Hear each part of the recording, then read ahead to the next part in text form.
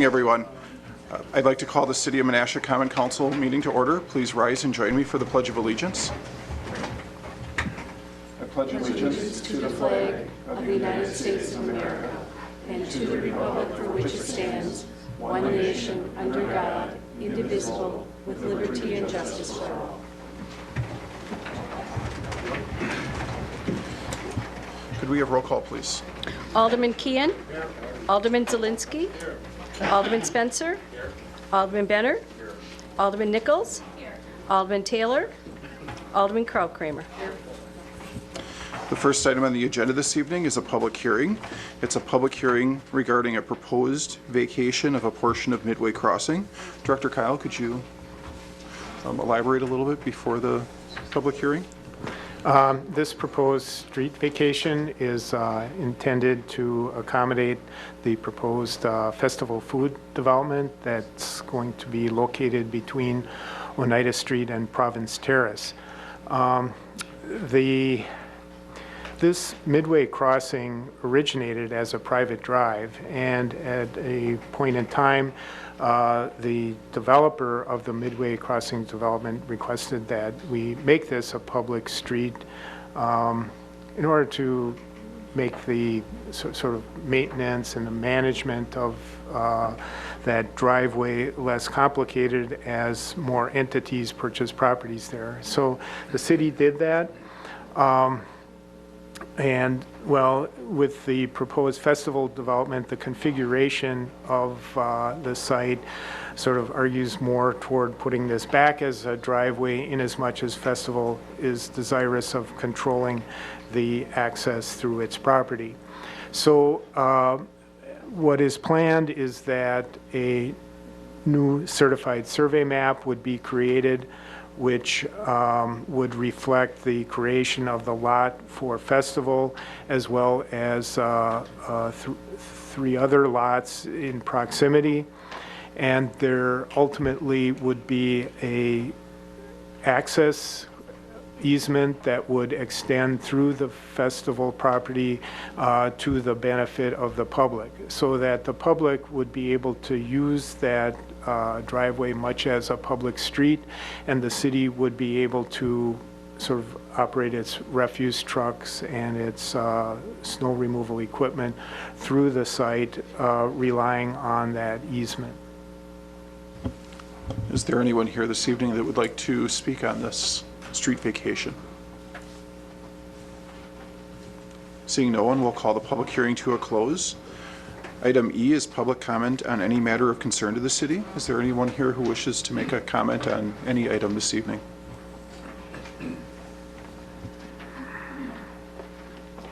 Sandra to Bill Taylor, 545 Broad Street. First, I'd just like to take a minute and thank Mark Langdon for his years of service. He cared about this community. He wasn't born and raised here, but he listened to his constituents. I was not one of his constituents, but he took the time to come to my house and listen to my concerns regarding Racine Street Bridge. He wasn't in it for the money. He wasn't in it for political gain. He just liked to ask questions, which I hope some of you learn from that. One of you in particular, I'd love it if you would just say something. You haven't said a word since you were elected to the Common Council. We need to weigh pros and cons on things. And I think that's what Mark was looking for. He wanted answers. He didn't want to just be spoon-fed. And that's all any of us can ask from you.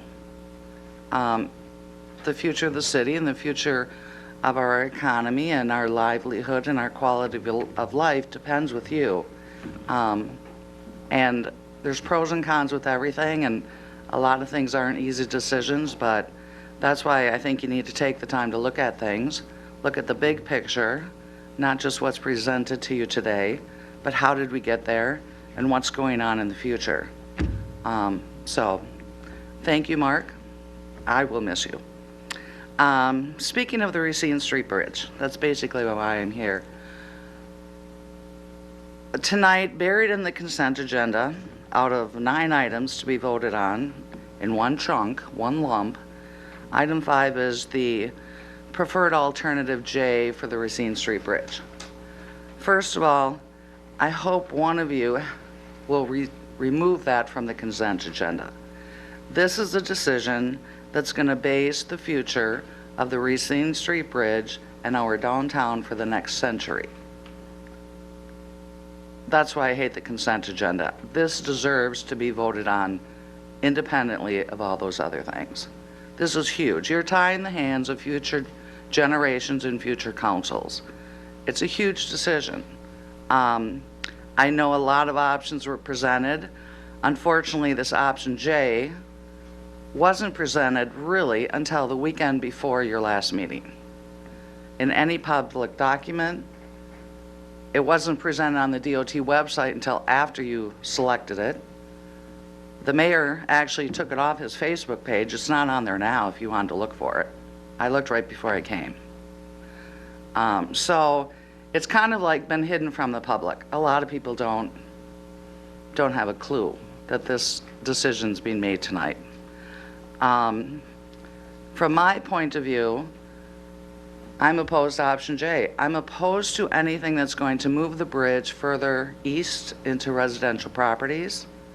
I'm opposed to any option that's going to take waterfront property off the tax rolls. We are a landlocked community. Any land use should be used to its best and fullest potential, and we're giving that up, both on the north and the south side, if we're taking over part of our Donnelly that we don't own. But unfortunately for me, when I looked at all the options from day one, the Doc Larson property has been targeted. That's waterfront property that we're going to lose forever. And a lot of changes were made to the south side, which I'm glad that the residents down there, were listened to. But it still is going to cause problems on the intersections that are feeding into these roundabouts. Riverway, Kai's, and name it, are going to have problems. Broad and Racine are going to have problems. And at this point, you have options that you're looking at, but we'll deal with that later. And that's what always gets us into trouble. We kind of kick the can down the road, we select something, and then we try to make everything else fit. My perspective is, if you're going to put a roundabout anywhere, it'd be on Racine Broad, because that intersection has never worked correctly. And if you leave it how you're proposing it, you might as well cul-de-sac Broad Street. I mean, honestly, because for someone like me who's always wanted broad two-way street, if I can't go south off of that intersection, I might as well just keep going around the block like I have for the last 15 years. So, I'm opposed to option J. I know you are under a time crunch per the DNR or DOT. However, they're already doing their environmental report. There's people out there doing utility locates, engineering, surveying, and traffic counts. So they try to make it like you have to make this decision now, when honestly, most of the work is already being done.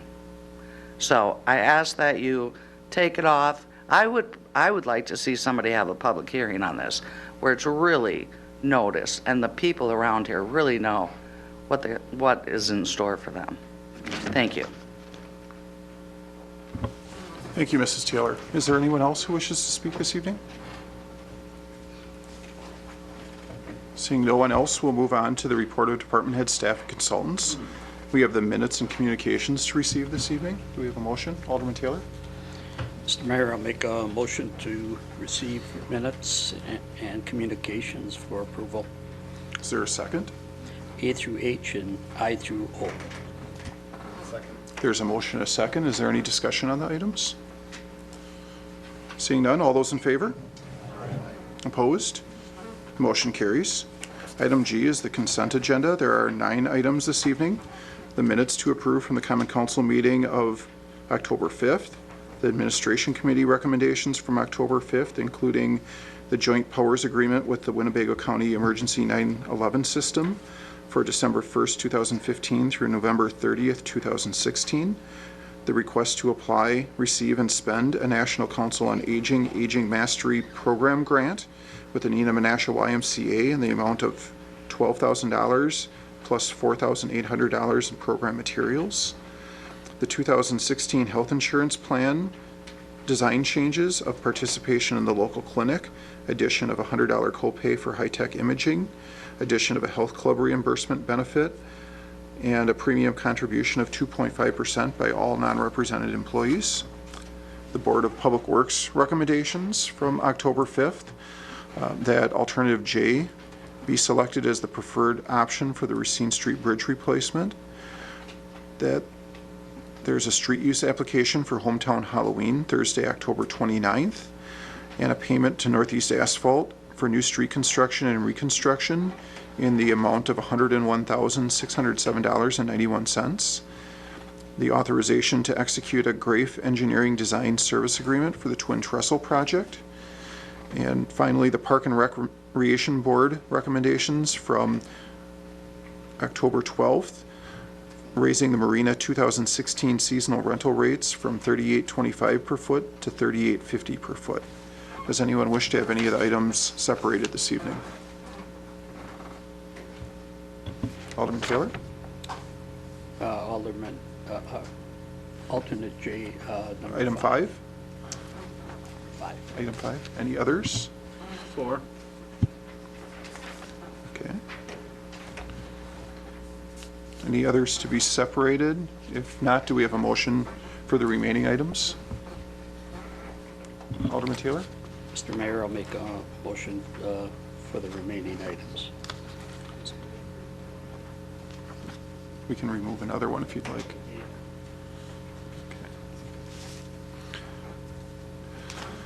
So the motion on the floor at this point, unless there's objection to removing item 8 as well, is to approve items 1, 2, 3, 6, 7, and 9. Do we have a second? Second. There's a motion and a second. Could we have a roll call vote, please?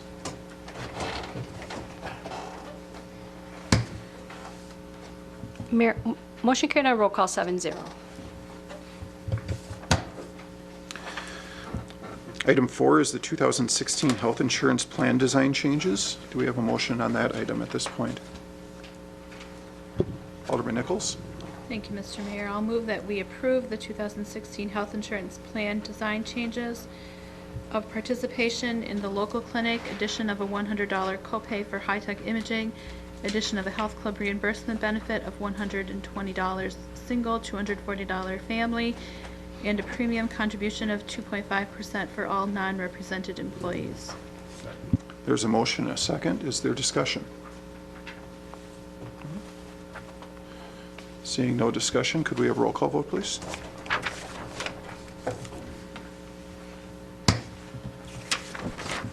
Motion carried on roll call 6-1. Item 5 is the recommendation of alternative J as the preferred option for the Racine Street Bridge replacement. Do we have a motion? Not everyone at once, please. Alderman Nichols? I'll move that we approve alternative J as the preferred option for the Racine Street Bridge replacement. Is there a second? Second. So motion and a second. Is there discussion? Alderman Zelinski? Thank you. Last time when this was in department, I requested some information on maintenance of the future bridge. I didn't see anything in my packet. We needed the cost of future maintenance and what it costs to maintain a drawbridge and what the city's liabilities and what our insurance would be. And Director Radke, did you want to comment? Well, why is this coming now? I don't know why. It was emailed to the council on Saturday, but I don't know how I can predict what the future costs are going to be, other than they indicated. And so what we're providing is what DOT and I thought was asked for, was the costs of operating and maintaining the Racine Street Bridge, and they also had some information that they could gather from the Wisconsin Avenue Bridge in Oshkosh.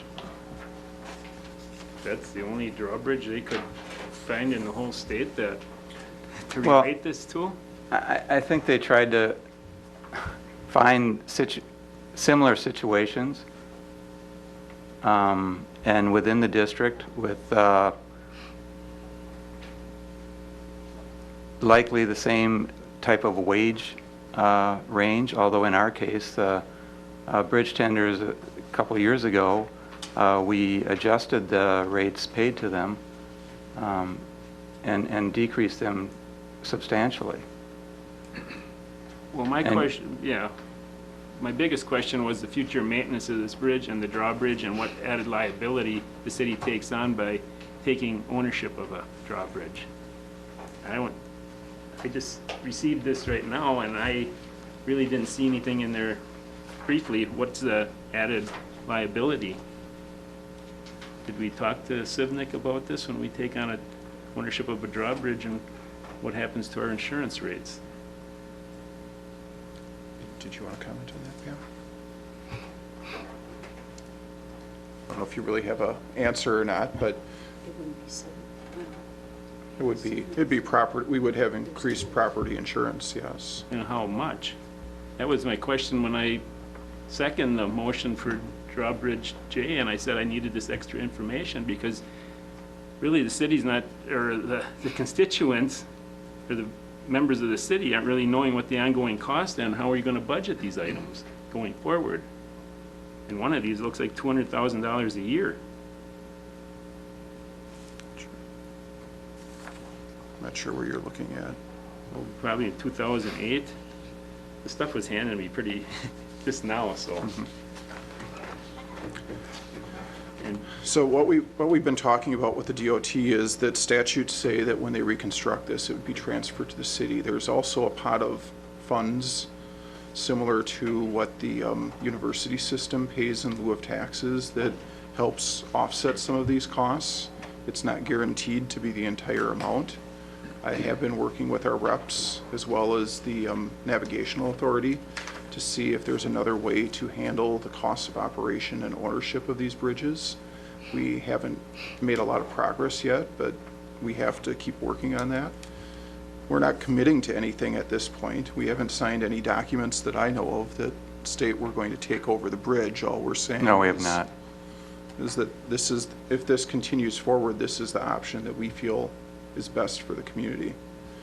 well, how are we gonna stop it after it gets rolling and they all of a sudden say, this is the plan and it's do or die, or can we still stick with the old bridge? Because with the old bridge, he said they would guarantee, they would keep maintenance, they would rebuild it and they'd take ownership of it for 40 years. That would save us all this cost here. That is one of the options, yes. But it also doesn't address a lot of the deficiencies of that bridge. Well, am I the only one that's alarmed by the cost of maintaining a drawbridge? No, And this Not is at a all. much bigger bridge than what we have now, and I don't have any idea what bridge we're comparing it to and what amenities are on that bridge. It's, depending on which bridge design is chosen, it's slightly bigger than the one we have now. I mean, not that much bigger as far as width goes. Under the recommended preferred alternative. The inflation's gonna be great on that maintenance of that bridge. And I just want to remind, I mean, the city may make a recommendation, that's all it is. That the DOT is going to make the final decision on Okay. what bridge design is selected. But from what we hear, they do rely heavily on the recommendation from the city. And that's what they're waiting to hear from us, and that will go into their environmental report. And when we get the results of that, there is the option of asking for a public hearing on that, depending on, what the results are. After this has been handed to me, I hope there's a public hearing on this, because this is quite costly, and how do we start budgeting for this? And so I hope somebody else is alarmed by the cost of maintaining this bridge. Alderman Nichols? Thank you, Mr. Mayor. Director Radke, could you refresh my memory again on the scheduled construction of this project, when construction would begin? Construction is expected to begin in 2020. So we'd have roughly 4 years to work with our representatives at the state and federal level to see if we can get state statute changed at this point. I would say 4 years is better than 6 months, so we could keep working on that. I agree that the cost is alarming to maintain the bridge on our own. At the same time, that bridge is dangerous it's unsafe for drivers, for pedestrians, and it's also really important to the economy of our city. There's a lot of truck traffic and commerce that drives that bridge every day. So it's not strictly a residential access to the people on the south side of the bridge or one way to get to Neenah. There's a lot of commerce that crosses over that bridge. So I think that it's important to move forward with this decision and at the same time continue to lobby our state and federal representatives to lobby them for the best case scenario for our city. Keeping in mind that we're not the only city facing this sort of expense either. Alderman Taylor? I think it's doubtful with our state officials. The state of Wisconsin's been living off the Fox Valley for how many years for road projects, and we get one freeway system out here, and it's been overdue, over capacity since the 1980s, and then they pull the plug on us on this one. So I have no thought that the state is going to help us and take on this responsibility. As far as I'm concerned, if they want to have the bridge for 40 more years, let them have the bridge. The new bridge is only 2 feet wider. That doesn't impact anything because we chose this other bridge. 2 feet, that's nothing. I thought for sure we were going to have really good hard maintenance costs here in front of us. And again, we hand out stuff, violate our council rules up here. So I'm supposed to digest this here in a matter of minutes to make a decision on this. Difficult. I think we should have a public hearing on this, as we heard from the public in a very well-written letter here, that this information wasn't out there to the public. And I heard from the public that they wanted other options here. So I'm in favor of a public hearing on this, and I'm in favor of letting the state own this bridge.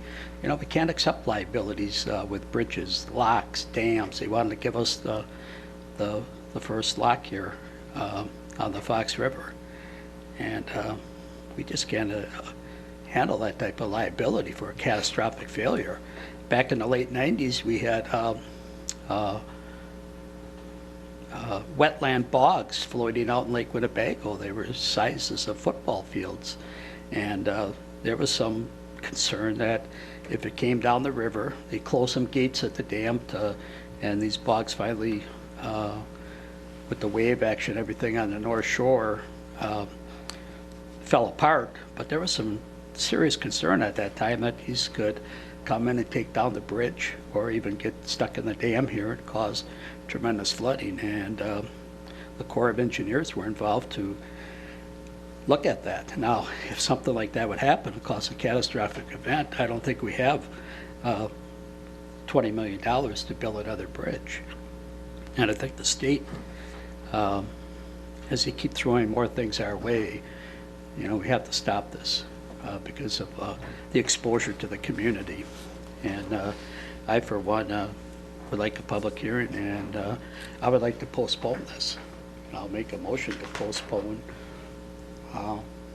until we get more information and we can look at this information in front of us too. There's a motion, and a second to postpone. Did you want a certain date, Alderman Taylor, or? I don't think we have, I thought the state was going to provide us with the maintenance cost on this bridge. And there's some new products that they're using on this bridge. They're using lightweight concrete. Who knows what lightweight concrete is, and who knows what it's new products. And I don't think we should be the guinea pigs on it. So I would say postpone till next meeting, see if we get some information here. I'd like to hear from Sifnick on how they feel we would absorb this other cost of insuring a bridge. Is there any further motion, discussion on the motion to postpone? We could have a roll call vote on the motion to postpone at this point.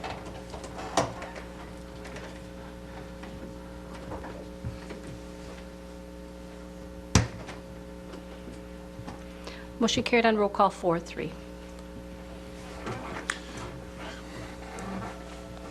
Item 8 is the authorization to execute the Grafe Engineering Design Services Agreement. Is there a motion?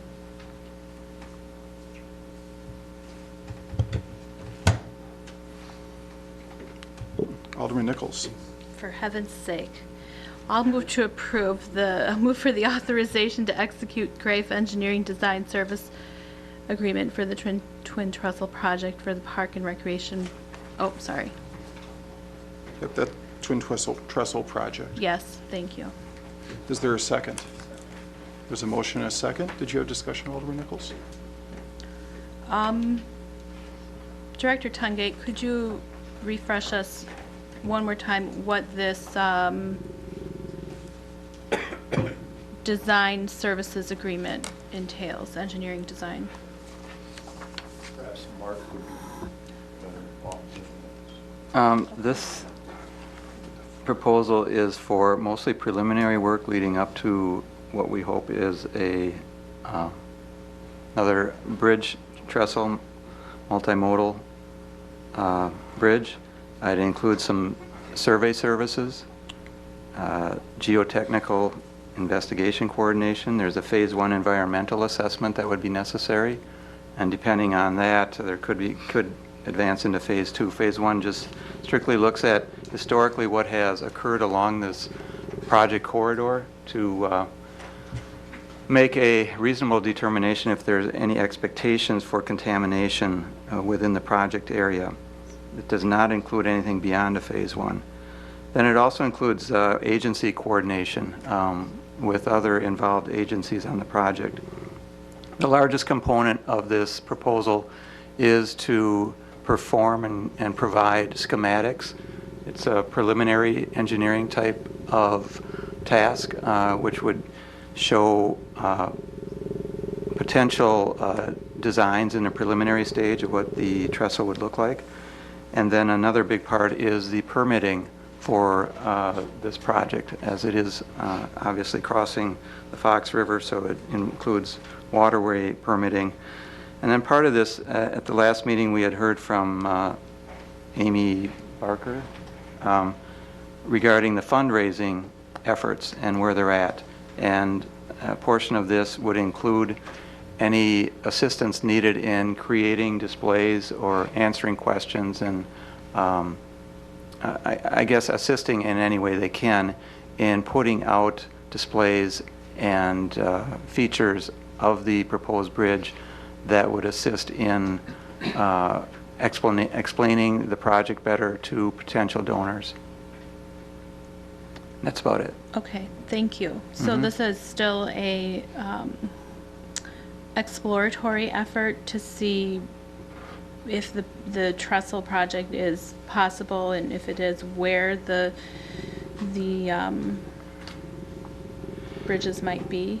A little bit. I mean, that's the soil borings that will take place are not a part of this either. I mean, they may be involved in investigating and analyzing what those soil borings, what the results of those soil borings, but this is meant to lead into the final design.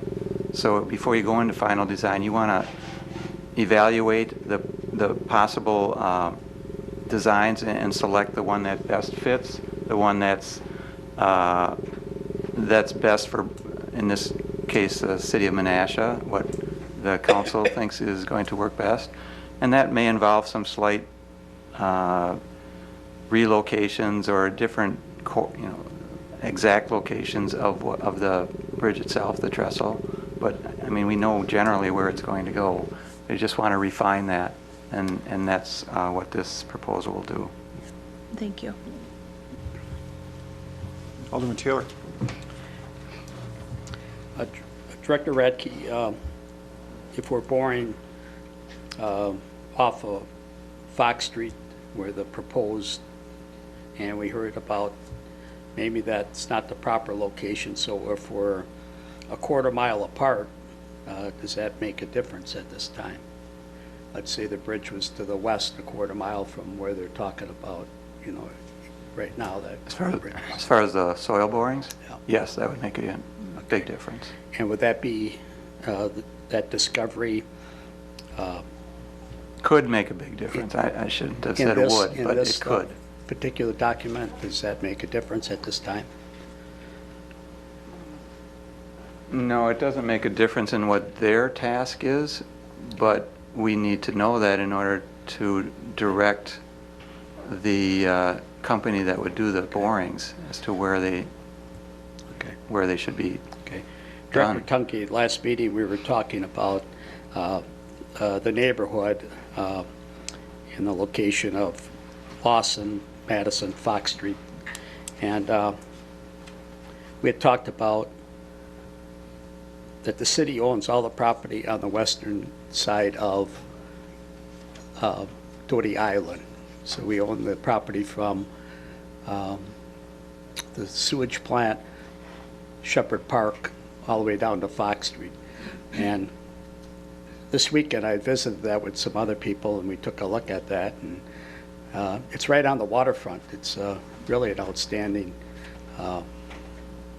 property border that we have, and I would rather see the city showcase that rather than a neighborhood. And we have a neighborhood that's been kind of vocal and not really liking this project going through their neighborhood. So how, as of last week, I thought we were going to talk about possibly looking at something like that.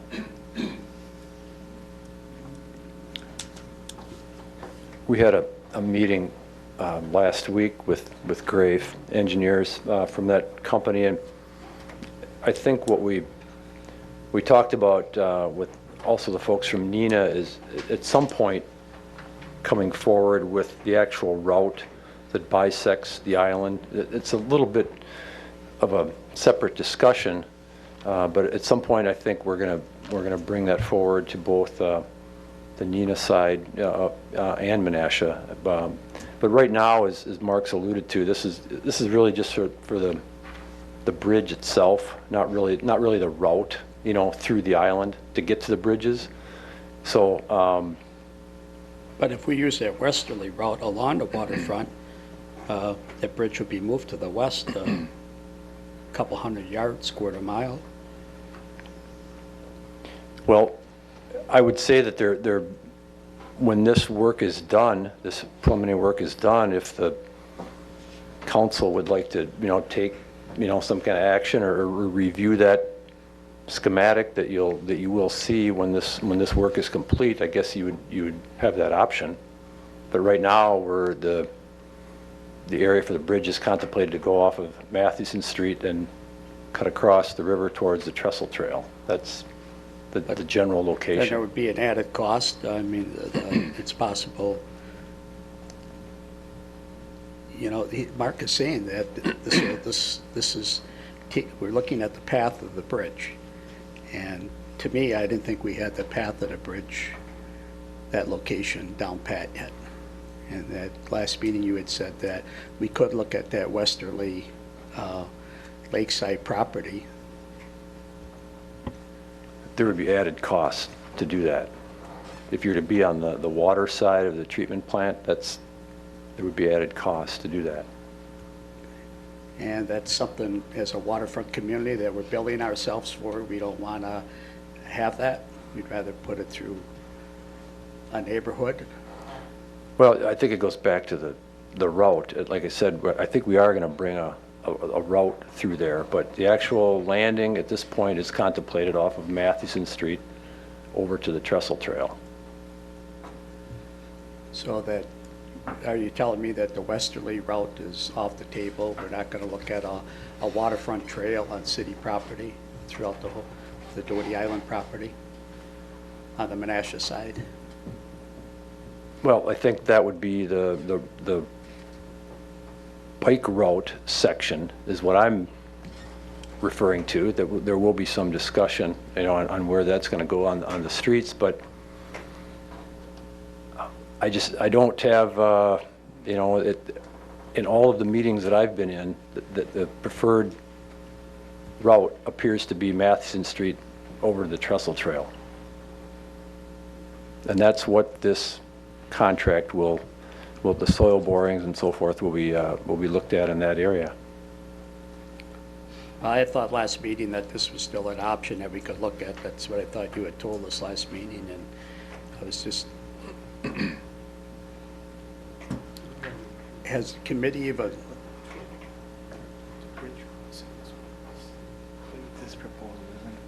has the committee looked at this? I mean, have they seen that there's this access to the waterfront? I'm sorry, what was the Has the first part? committee looked at this to see this access to the waterfront? Yes, that we it's have? been brought up in discussion. Okay. But And that's keep in reflected mind in that the the minutes, grant that the grant that we received did not contemplate a trail along the water treatment shoreline. Okay. That would, X number of more dollars to do that, so that was not part of the grant application. So you already made the decision that with that grant that you're going to put it on the streets here?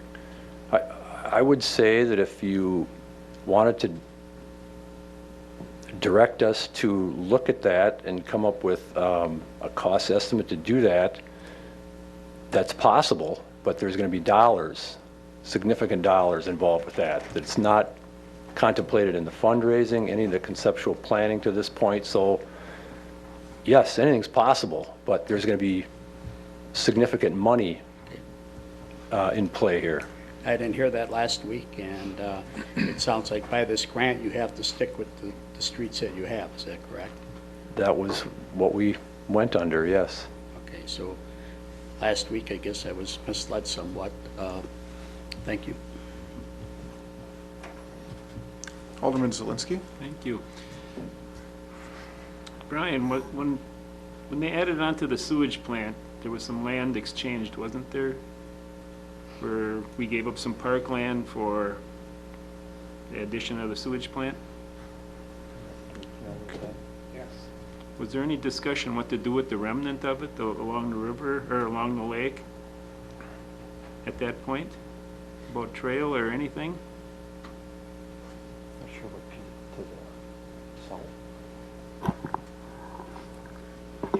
Well, this was a while ago, but what I recall was that the Sewerage Commission had requested some property going north into the park to enable their expansion there. And that, essentially went from the water line over to Mathewson and then south, or north. How much land did we leave along the lake? And who owns that land? Is it dedicated to the sewage plant or is it dedicated to the city? I don't think the city retained any rights to any of that territory that we conveyed to the Sewerage Commission. So what there is, if I'm remembering correctly, there is some space between the shoreline and where they have it fenced along their property, and then, of course, there's parkland to the north. So there is adequate land there if we wanted to reroute a trail through there and. Yeah, I don't know the dimension between their fence Okay. and the shoreline, but there's something. And this did get brought up at the park board meeting, and there was gonna be a look into this, but now all of a sudden we're voting on getting the engineering done. And if the engineering meets the standard, it's a done deal, because they're not even gonna look at that site. Well, I haven't been involved in a lot of this, Yes. but it seems like there's two questions here. One is, where is the bridge going? And then secondly, where does the path go after people are on the south side of the river? Yeah, And so right. I don't believe that has all been determined, the road. Is that correct? I don't think so. But it's almost a done deal, because if we don't do any engineering on that other site to find out what the length of that bridge would be, if we would encompass, I don't know, what island's out there, is James Island, I think it is. And that might be a good thing to incorporate in this trail crossing, but I don't know if we can. And I don't even know if that was discussed at any of the meetings. I don't know if this bridge would be shorter or longer than the one that we're proposing. Longer. But it's less detrimental to that neighborhood, because they were concerned about the traffic. We didn't have any options that were brought forward to us, but I remember a lot of people asking about options on this, but we're kind of just sticking to one option, and I don't know why we're doing that. Alderman Taylor? I just want to say, my heart's in this community. I want to see us showcase our waterfront. That's what our new mission plan was all about. And, we really need to take a look at this and see if it's possible to showcase our community on this westerly waterfront. So I certainly would like to see us take a look at it.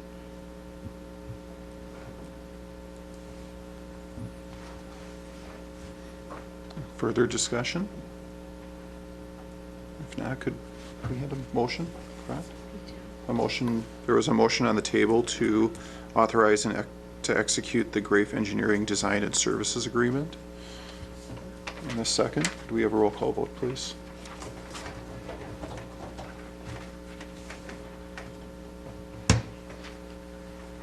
Motion carried on roll call 5-2.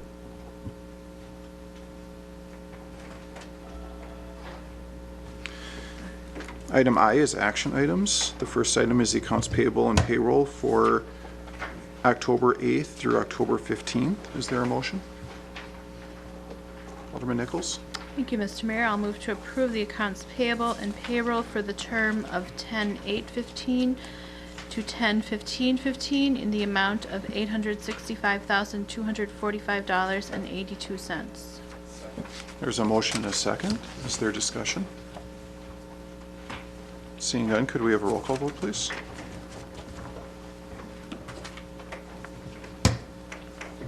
Motion carried on roll call 7-0.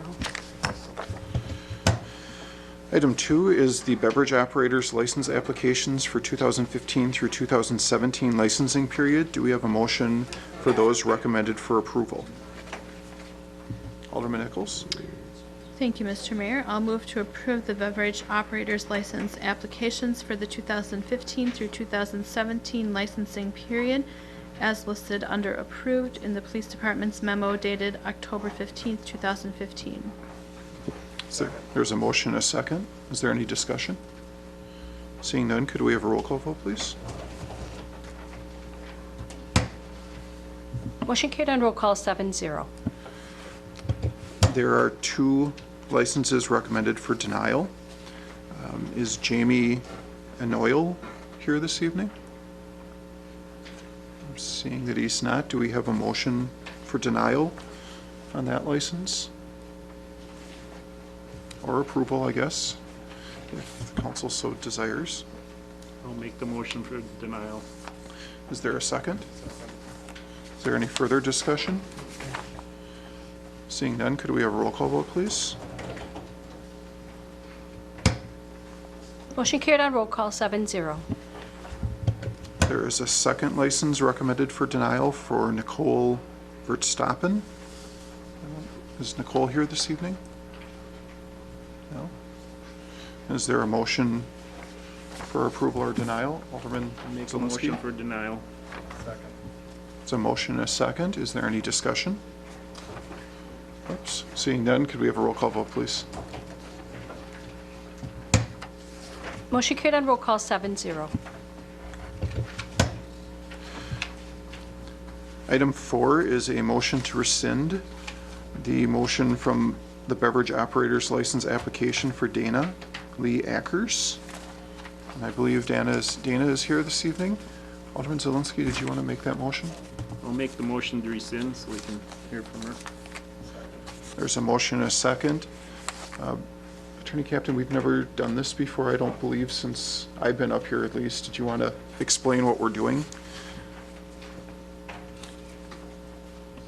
There was action that was already taken to deny this particular license. The person is indicating that they wish to be heard on the matter and did contact the alderman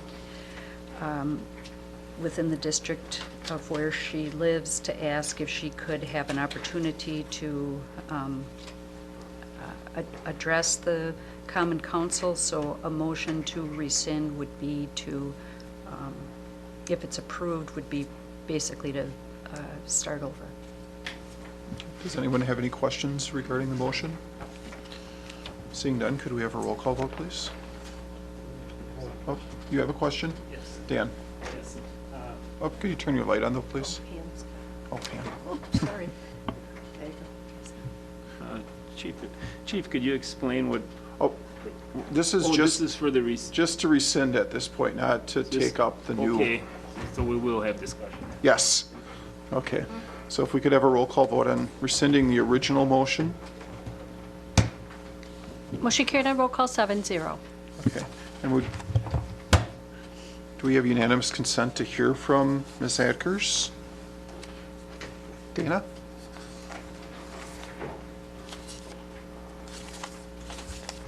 Stand here, right? Yes, please. Okay, all right, hi.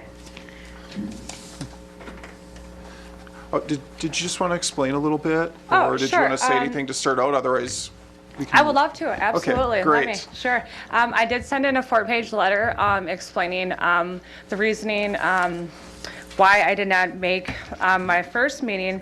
Let me explain. I was denied. I gotten a job at a gas station environment, which I actually really enjoyed.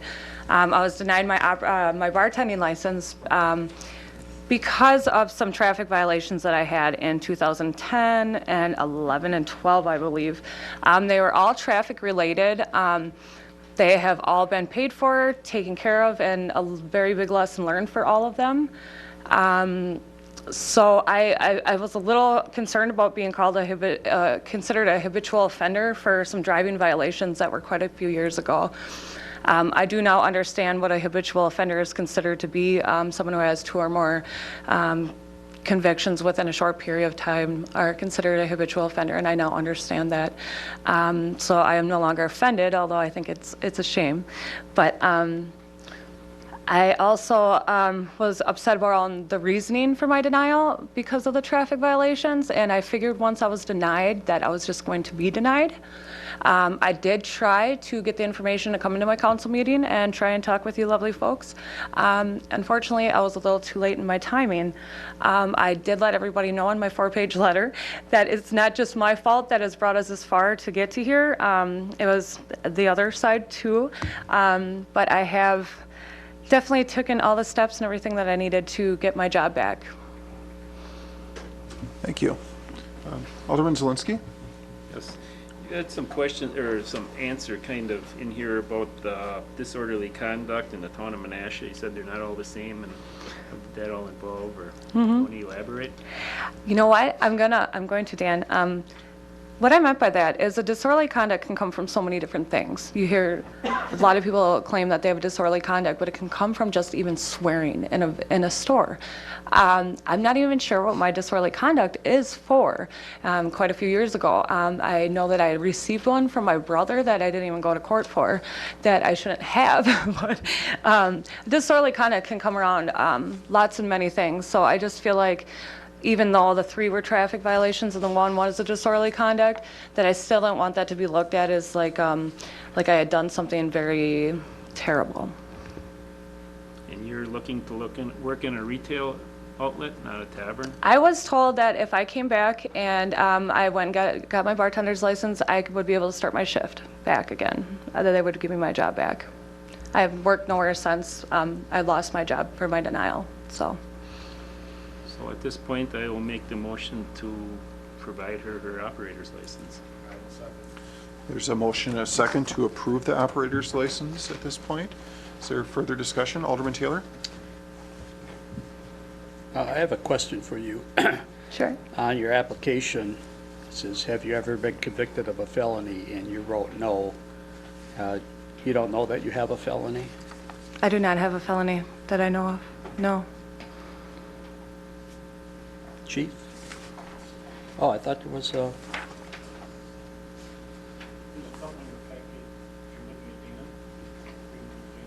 No, Jamie? This is Dana Atkins. I apologize. So- It's okay. Sorry, miss, it's a second. So she is after everyone I got the else, actually. 4-page letter. Okay, all right. Did you like it? Okay. Okay, I'm sorry, I was looking at a... It's okay. So all your questions on your application were answered properly, is that correct, Chief? All the questions were answered properly? Thank you. Any further discussion? Alderman Benner? I was just going to ask the police chief if he had any input as far as anything that she stated. If anything seemed incorrect or if you concur. Nope. Her information appears to be correct, and I can also share that she is currently valid. So a lot of her driving offenses before were operating after suspension, so it does appear that she has paid her fines and now is licensed to drive. Okay, thank you. Seeing no other discussion, could we have a roll call vote, please? Whew, thank you. Motion carried on roll call 7-0. So Police Chief Stajka could probably help you out with what the next steps are that you need to do in order to get that all put back together. Okay, Thank you for coming tonight. Thank you. Okay.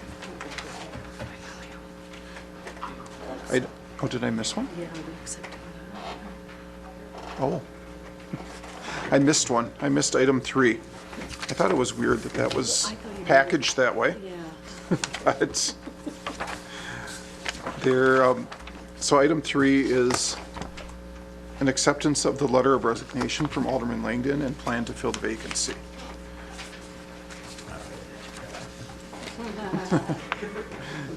I don't think he necessarily has to accept. But Alderman Taylor. I'll make a motion to accept the letter of resignation from Alderman Langdon and the plan to fill the vacancy. Okay, so there is not really a plan to fill the vacancy in the packet. We would ask that the council would set forth what they would like us to do. The last time this happened, we advertised and then we set a date that we would hold interviews on. Is that the council's pleasure at this point? Alderman Taylor, did you? I have a Oh, I'm sorry, I have a Alderman quick question. Zelinski. What kind of timing are we looking at here since he's up for, that district's up for re-election in April? We could probably do this in December would be my guess. We could advertise and have the interviews the first meeting in December and move on from that point. Have we ever done that or just we can't leave that, how long can we leave that district open? Or should we? It's a very long time, actually, when you think about it, 4+ Yeah, there's gonna be a lot of months. votes involved and Yes, to leave that whole area unrepresented, so how long did it take for the last time we opened for District 7? about a month, Okay, so it's not a long drawn out. no. So, Alderman Taylor? I'm just talking out loud here. Are we going to be interfering with the public, you know, with who they may want to elect? You have to take out papers in December. Of course, could be a primary, and I don't know by us picking somebody before that if that would skew the public's or sway the public into thinking somebody this way or that way because the council approved it. So it's unfortunate that we're I don't know if we could push the election up to, it all depends how many people are involved in, to the primary race. I don't know if we could do that or not. That would be February. But if we had more than two people, then we'd have to go past that primary, so. Are we able to hold a special election according to statutes?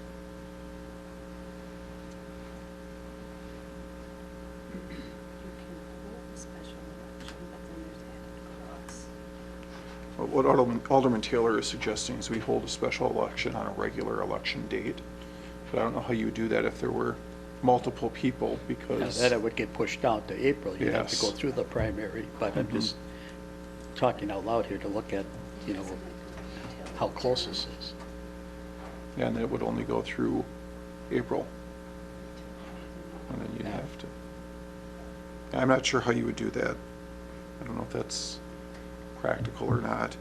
I think the choices are either we would move forward with filling it or leave it vacant until April. Could we ask that the parties that want us to vote on, to fill that vacancy, could we request that they have to get signatures?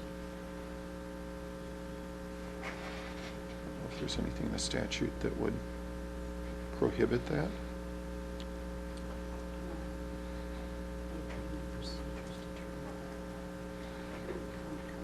So the attorney is saying that the appointment procedure is determined by the Common Council. So if that was what the Common Council wished, they could recommend that. It's a little strange that we've never done it that way before. Yeah, but we're so close to the election. That person would have to, though, then go out and run for election. I don't know, maybe there's other discussion there. I'll yield the floor. Alderman Keehan. Thank you. I'm comfortable going forward with the method we used last time. We had a lot of interest last time, and hopefully we have a lot of interest this time. I just would hate to put up roadblocks. I'm not that getting signatures is a bad idea, but they would have to do it in 2 months anyways. If they wanted to run for re-election, I think just try to garner as much interest in the position as we can. By asking for signatures, I was trying to involve the public as much as I could. That's my only concern with that, so that's where that idea is from.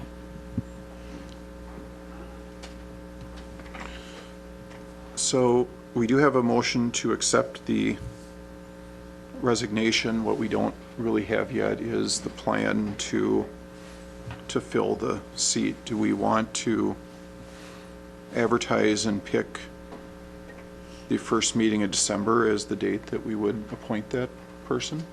Is that council's desire? It'd be December 7th. Alderman Taylor? Then they're already taking all papers for the April election, so I'm wondering if we should, what would be reasonable for us to advertise and say, can we say in 2 weeks, submit this? So if we said tonight, submit this in 2 weeks, then we have something back by November 1st and interview on the 7th. I went the wrong way in my calendar. Yeah, it is Monday on the 2nd. We could. I'm a little nervous putting someone into their first meetings as the budget meetings. I'm not sure that that's fair to a brand-new person to do that. We could definitely choose them right after the budget is set, On the 19th? something to that effect. The budget hearing is on the 16th, I believe. For some reason, I was thinking it was the 17th, but I don't think we're doing it on Tuesday, are we, Peggy? Okay. So we could do it following that meeting. We could do it on a special meeting afterwards. We could do it beforehand, too, if the council wishes to do that. We could ask the opinion of the guy who just got thrown in here as it is. Well, my suggestion would be to do it sooner rather than later. I think, I understand the concern about involving them in the budget process when they're brand new like that, but I would say the overriding concern that I would have is filling the position as quickly as possible.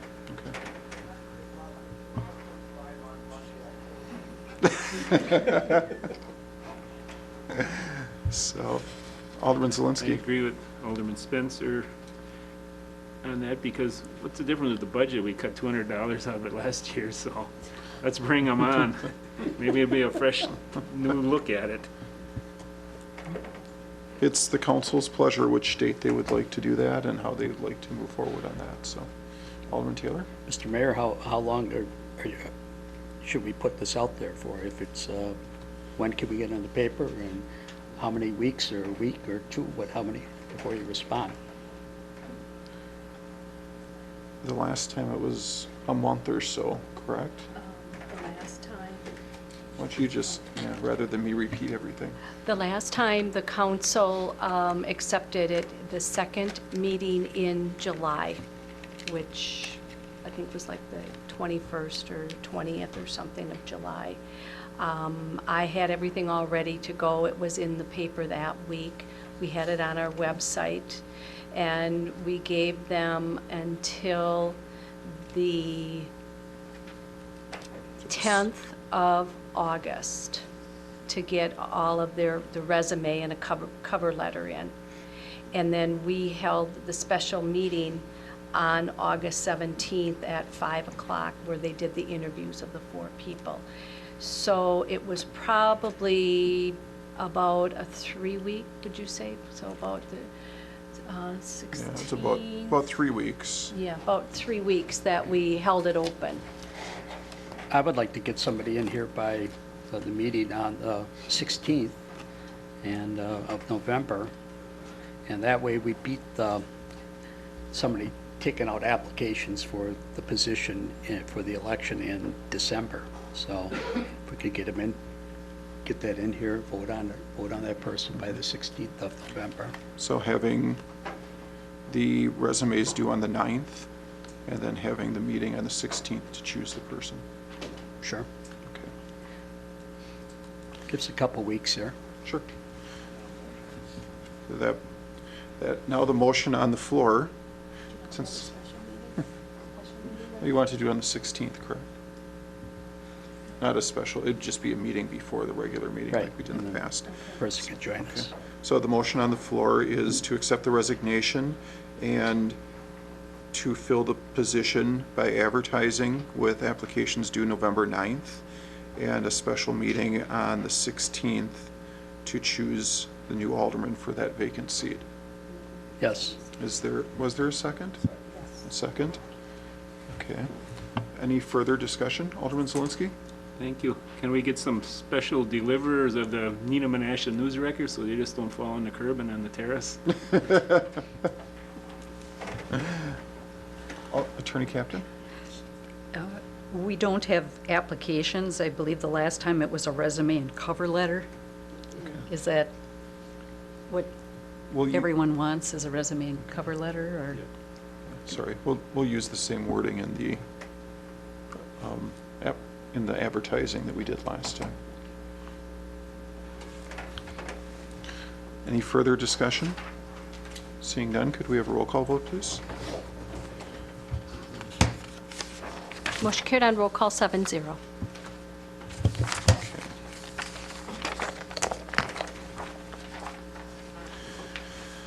So we're on item 5 now, and I should have asked you this before, Greg. What is the motion that's desired here for the vacation?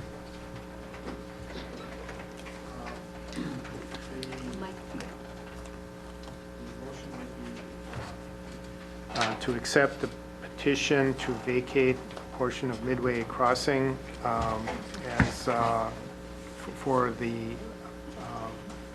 public street sections that were shown on the drawing that accompanied the petition request. Something along that line. Is there a motion at this time? Alderman Benner? Mr. Mayor, I would make a motion for the vacation of Midway Crossing as stated. So there's a motion and a second on the floor to accept the vacation of Midway Crossing as stated in the petition and the attached CSM. Is there any further discussion? Alderman Benner? Thank you, Mr. Mayor. I had a lot of concern about this. This is in the district that I represent, and I just wanted to say that in the Plan Commission meeting, I expressed a lot of concern about the traffic that's going to be coming to this area if this goes through. This is not a done deal. For Festival of Foods that be going in this area, and a concern that I had was that they're looking at about 14,000 cars a week coming into this area, and this area was, I think, was really designed for office buildings and not so much for a box store like this with this much traffic. But Alderman Radke, I'm sorry, Mark, Director Radke, he said that the street designs he thought would accommodate this, and I was still uncomfortable with that, and I contacted our county supervisor who talked to the highway commissioner, who actually happened to see Chief Stajka and Director Radke at a highway meeting for 441, I think, and the highway commissioner for Calumet County shared the same thoughts that Director Radke had. It's my understanding that the streets would accommodate it, and Chief Stajka apparently, I don't want to speak for him, but expressed that he really didn't see any concerns with it either. And one thing that did make me feel a little bit better about it was that the highway commissioner for Calumet County said that they actually have it scheduled to evaluate County Trunk AP, which is Midway Road, next summer for any potential traffic concerns along that area for any possible reconstruction or whatever may happen from that. And that'll be about the time the store will be opening, I would assume. So with that being said, it did relieve a lot of my concerns for the area. And every day when I drive through there, I pay attention to what the traffic is in that area. And I still think that there is going to be some problems at least a couple times a day, but like the developer said, people learn to adjust to it and they figure out how they're going to get places. And even as I looked at the design of the store, I still have concerns about traffic getting in and out in that particular area, but that's for the people to determine, I guess, who go in there. And my bigger concern is for Midway and Oneida Street, for what the traffic patterns were going to be and how it's going to change. It's getting pretty congested around there, and I do have a lot of concerns for it, but they are going to be reconstructing Oneida Street in 2020, Mark? Resurfacing. Just resurfacing only? Okay.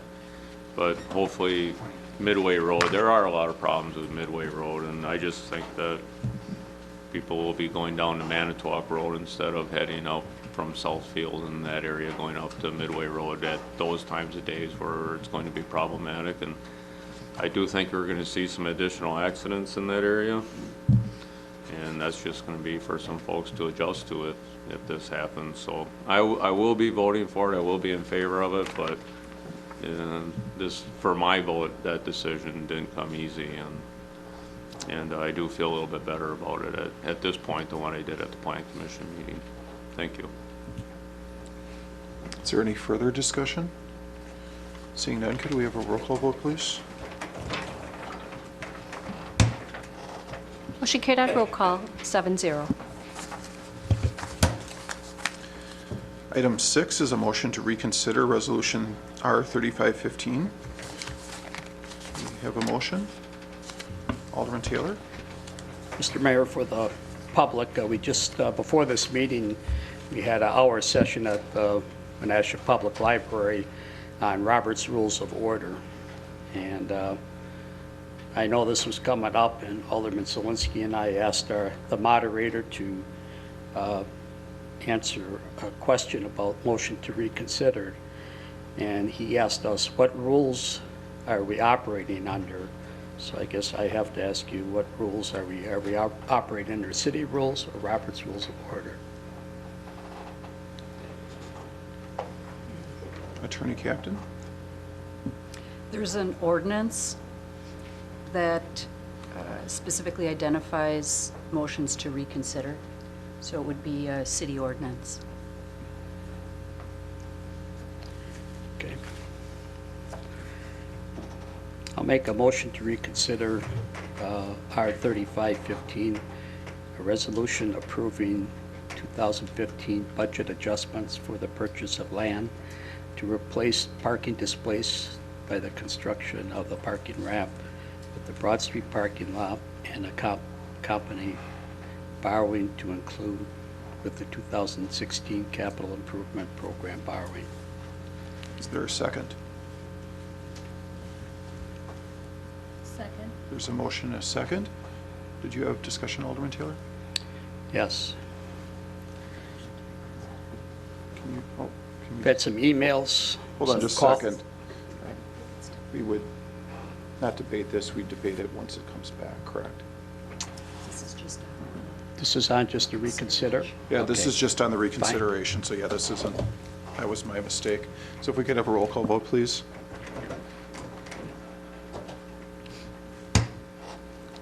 Motion carried on roll call 6-1. Okay. Now, the original motion is on the floor, correct? Yes. Okay, so the original motion to approve is on the floor at this time. Now you could discuss that, Alderman Taylor. Okay. I received a lot of emails and calls on this item, and there's a lot of confusion out there in the community with this too. This beautiful project that's taking place downtown Menasha, I've been for that project since the beginning. I voted for it.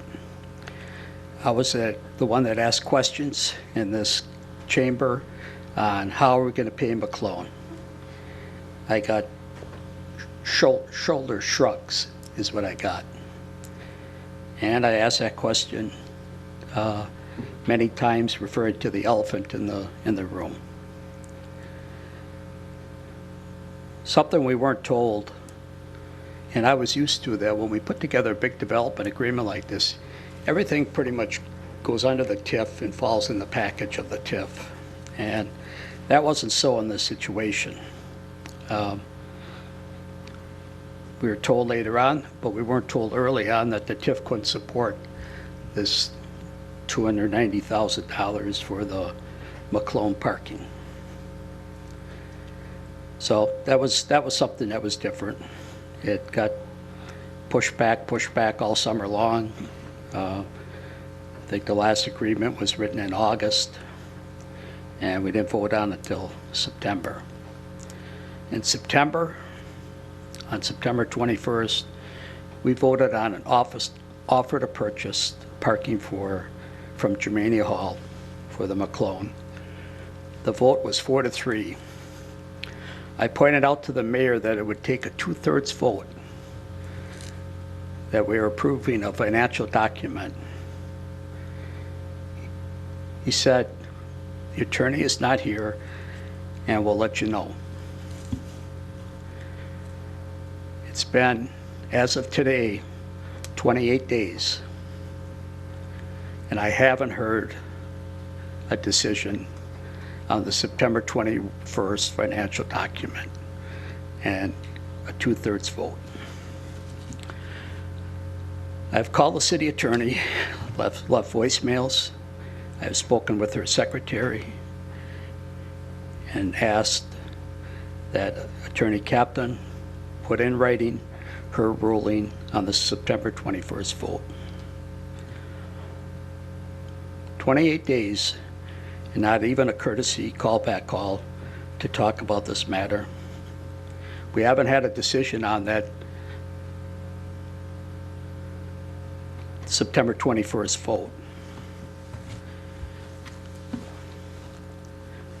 On September 21st, the citizens of Menasha and the Common Council had no legal counsel here. Alderman Taylor, this is a vote on this resolution, not a vote to chastise the city attorney. I am not. I am telling the people that at these calls I get, how we got to this decision and how we got to all this in the newspaper. And I That's all believe that's all I'm showing. And I That believe the that- citizens do not know that someone was not working for them that should have been here to make a ruling on this, Mayor. And it applies to this, okay? It applies to this, Okay, well, directly let's- to this. I'm letting the people know Let's move why on. Mr. Zelinski and Mr. Langdon and I made this decision. I believe we did have this discussion at the last meeting, and she did tell you that it took a 2/3 to vote for it, but not a 2/3, a 2/3 to pay for it, but not a 2/3 to acquire it, to approve the motion, the option to purchase. Okay, then why didn't we have, She was on vacation that week. okay, I and did that not wasn't, realize that we needed an attorney that week, so I did not ask Attorney Godleski to come. we were not advised that she was going to be missing a meeting. Usually it's in the packet when a department head, they're requested to be here, they let us know they're not going to be here and someone is in Okay, but let's- their place, okay? And we did not have, we were flying without a co-pilot here, okay? And I'm not here to chastise anybody, I'm just here to Okay, tell how we let's- got to this mess, okay? And Okay. because we didn't have anybody here. And you did not get back to us with that, you said you would, Mayor. I'm just trying to state facts here, okay? And we should have had a replacement, especially with a vote that important, okay?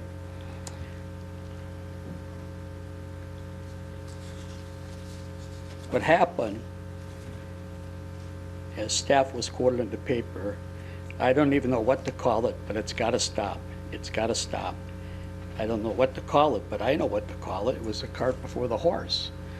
We put together an offer to purchase before the financing. We had no financing in the 2015 budget. We should have okayed the financing first.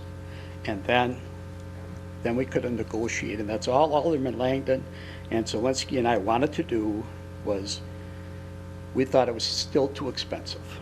And we wanted us to go back to the table and talk about reducing the price. That's all we wanted.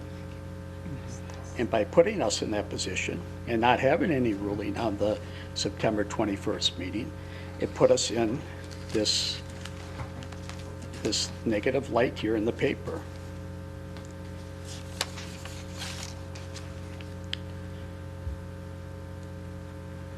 You know, this whole process here has been difficult for the whole staff. I think as Alderman Langdon pointed to in his resignation letter, you know, this 11th hour business that on these complex documents, bringing them in, and when, you know, this project was out there 2 years before. And what we need to do is we need to stop violating council rules and handing stuff out here the night of the meeting, especially with these complex documents for these agreements. I guess I would like to comment that we did have a closed session.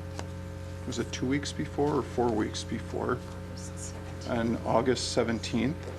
And we did have a 6-2, a 2/3 vote to authorize Director Kyle. 6-1, I'm sorry, 6-1 vote. I'm speaking of the September 21st meeting, Mayor. But we This is did past have, that. we did have a 2/3 vote before that to direct him to negotiate a purchase for that property up to $290,000. You left just before that vote happened that evening. But we did have we did have a 2/3 vote that evening. I'm aware of that, and I have the documents here. Okay. Okay. But I've discovered, since we did have the answer on our 2/3 vote, which offer to purchase is a financial document, it does put us in a legal position that we have to act on that. And what's not on this document, according to the state statutes, is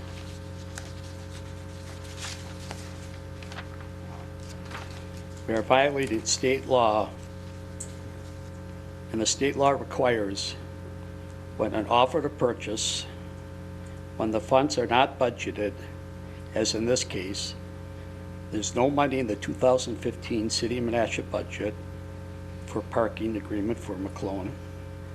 The city comptroller shall countersign all contracts. No contract shall be valid until countersigned. And what that is a protection in a city that our head financial officer says, yeah, there's no funds here, and they got to be brought into the mix here, and they have to put their name on these documents. So what I interpret this is that, according to the state of Wisconsin, these counter offers and offers to purchase are not valid. And I would make a motion for a recess here till we get these documents in order and get the proper signatures on them. And I would hope in the future we get the financing in order to avoid this situation. So when we make an offer and some council members think that it's too expensive, we can go back. And with this situation, the cart before the horse, we weren't allowed to do that. So I don't know what you want to do here, Mayor, but I'd like to hear from the city attorney at this point. Okay. Yes, I'd like to hear from the city attorney at this point regarding the issues at hand here.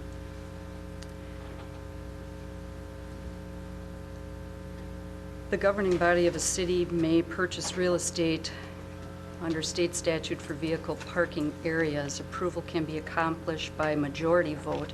If the purchase is not included in the current year budget, a budget amendment is required by a 2/3 vote. There was a closed session on August 17, 2015. General discussion ensued on the city's purchase of 320 Chute Street.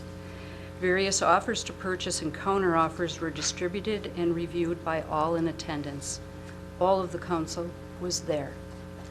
A motion failed to direct staff to negotiate a price to purchase the land and building, 4-4. Alderman Taylor left the meeting at approximately 10:35 p.m. A motion carried 6-1 to negotiate a purchase price on the land only at 320 Chute Street in an amount not to exceed $290,000. This was a 2/3 vote of the entire membership. Director Kyle negotiated the purchase price on the land only in the amount of $290,000.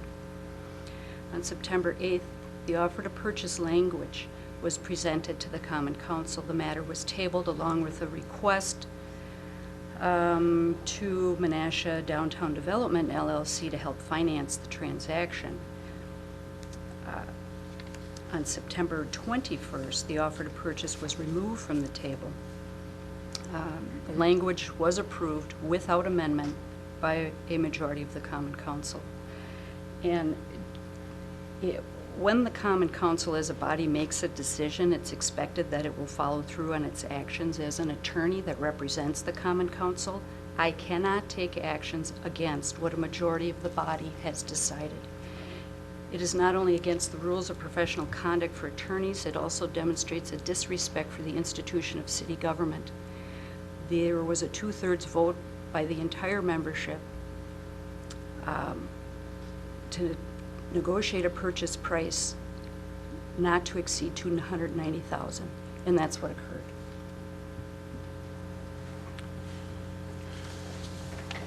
Mayor, on the September 21st meeting, you said you would get back to us on that vote, and I said it required a 2/3 vote at that time. And I said it required a 2/3 vote? No. To finance it, yes. On I'm not September 21st. I'm also not the attorney. My legal opinion doesn't Well, matter. I asked for that, and like I said, it's been Okay. 28 days, and we Let's- still haven't got an answer. And you just had your answer right Yeah. there. 28 days. I don't think the Regardless- city, I don't think any business can operate like that, Mayor. I'm sorry. And it's total disrespect and disregard for the citizens of Menasha here. Completely. And you realize what was going on during that time period as well? And why? And the attorney did tell you why she couldn't respond until after a certain date? Well, she certainly responded very nicely in the paper, I'll tell you that. So the motion that's on Disclosed almost everything. the motion that's on the table is the motion to reconsider. And what I'm saying here is that the there's a violation here of state statutes. The comptroller shall countersign all contracts. And the reason for that is the checks and balances of this fine government. And because it's not a budgeted item. And I think And in order to have the money, we need to pass Resolution 35 such that that we can all sign that document and move on the purchase. Right. And if we And wish, what got us in this trouble here is the cart before the horse. And we got to stop this nonsense up in this body here. You can't keep doing this to us. Got to be able to operate, and when we want to see, we want to stop, we can stop and renegotiate things. But this whole issue with the cart before the horse cannot continue. It has to stop.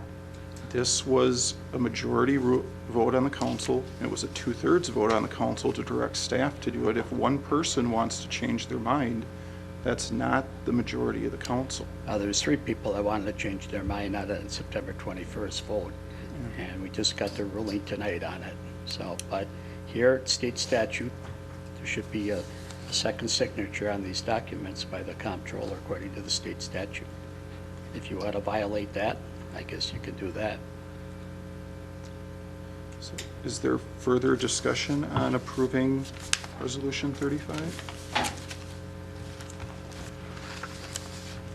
Alderman Taylor, did you have further Just discussion? thought it was important for the public to know what happened through this situation. Seeing no further, Alderman Zelensky? Thank you. I heard so much stuff tonight that, did we need 2/3 vote? I never really got the answer. I said we got the 2/3 in closed session, but I never got an answer to the question if we needed 2/3 to approve the contract.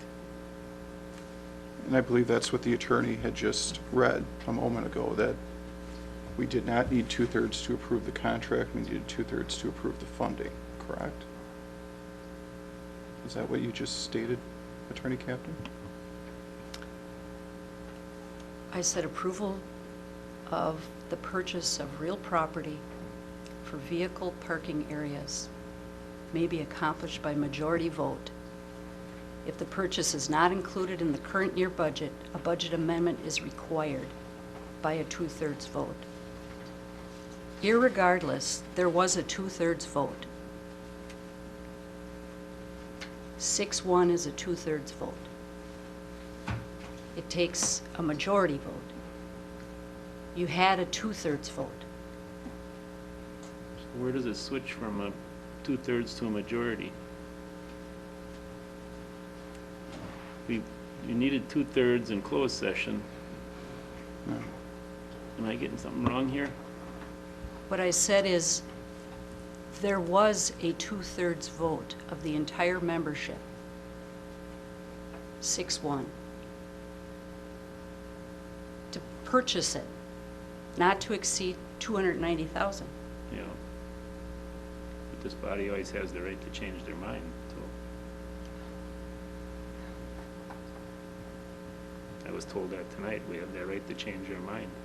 And I don't know if that needed a 2/3 at that point. I still don't know.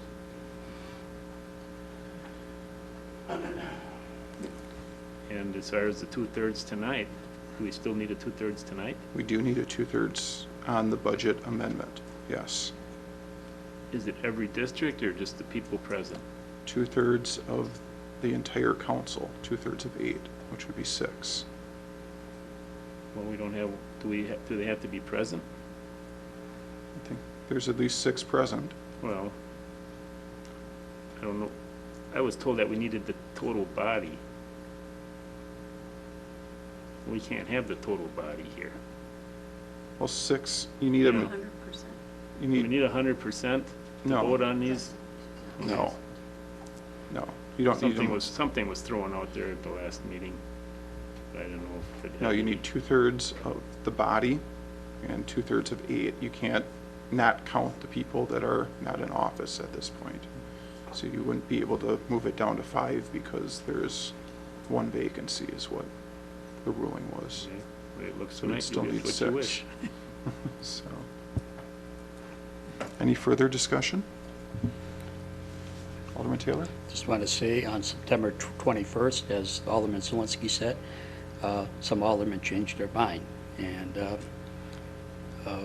we feel we have the right to do that at times. And like I said, I've been for this project from the beginning.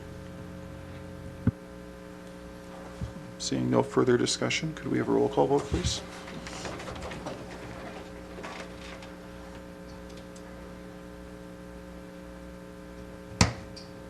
Motion carried on roll call 6-1.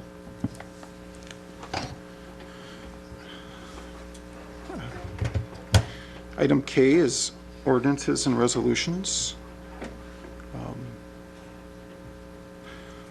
Item 1 is ordinance 1615. It's an ordinance amending Title 11, and it's regarding residential outdoor lighting.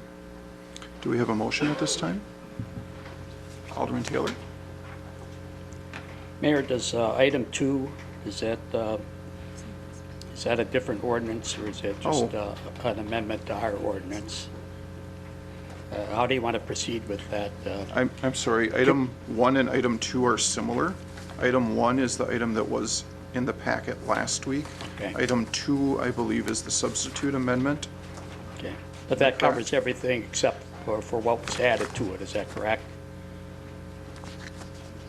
It changes some language as Yes. well, some definitions, maybe language, and item D is new. Item, I don't know if Alderman Zelinski, but I just as soon remove my ordinance from it, and I think the update from Alderman Benner was very good, and it brought in some newer current language, and I'm happy with it, so Okay. I just as soon take no action on 01615. okay, so if someone wishes to take action on either of them, I would accept the motion at this point. Kevin, go ahead. Alderman Benner, sorry. Well, it defaulted to me. It's really not my ordinance. All I did is I'll make the motion. I'll just comment on what he did. I'll make the motion to approve the substitute amendment for 0-16-15 to ordinance 0-1615, an ordinance amending Title 11, Chapter 2 of the Code of Ordinances for the residential outdoor lighting. It's saying it's introduced by me, but the amendment is introduced by me. Okay. If I can stop coughing, we'll move forward on this. The attorney just pointed this out to me, that actually we have a motion on the floor. It was just postponed. So we actually have the motion on the floor that was moved actually by you and Alderman Nichols. No, Alderman Taylor and Alderman Zelinski to adopt that ordinance. So we would just come back to that same motion, correct? And then they would make a motion to amend to the substitute? Is that how they would do that? Or you can ask, if there are no objections, they can remove it from the body for consideration. This original motion? Correct. Okay. So, so we have two options. We can either use the original motion, or we can, if there's no objections, we can just remove that motion and start over. Is there any objection to removing that original motion? Okay, seeing none, he just made, so we can just move forward on the one that Alderman Benner and Alderman Keehan? Was that you? Okay. So there's a motion and a second on the floor to approve the substitute amendment 1 to ordinance 01615. Discussion, Alderman Benner? Thank you, Mr. Mayor. I just wanted to comment that all I did was just brought the current language. The spirit and the intent of what the ordinance was is still the same. All I did is create a little bit more modern language to better support what terminology is used today, and also we already had a definition for light trespass that was in our commercial lighting ordinance, and we just transferred that here to help give a little bit more teeth to anybody doing enforcement on this. And then also we just threw some conversions in there of the original one gave lumen output for luminaires and A lot of folks look at it from a foot candle perspective, and we threw some foot candle equivalencies in there for what the lumen output was. And also, one of the things for me was that when people look at an ordinance, when they do their designs, that's what they use, and we just wanted to make sure that when they go to a lighting designer that, or if they try to do it themselves, that we have current terminology and language to support what's out there today. So, and I hope the chief looked over it, and I don't know if you have any concerns. He may. But, so that's how we got to where we are. And also, Kevin Engelbert really did most of the work on this. I just called him up and we ran through it, and Greg allowed him to work on it and make these modifications. Chief, if you have any input?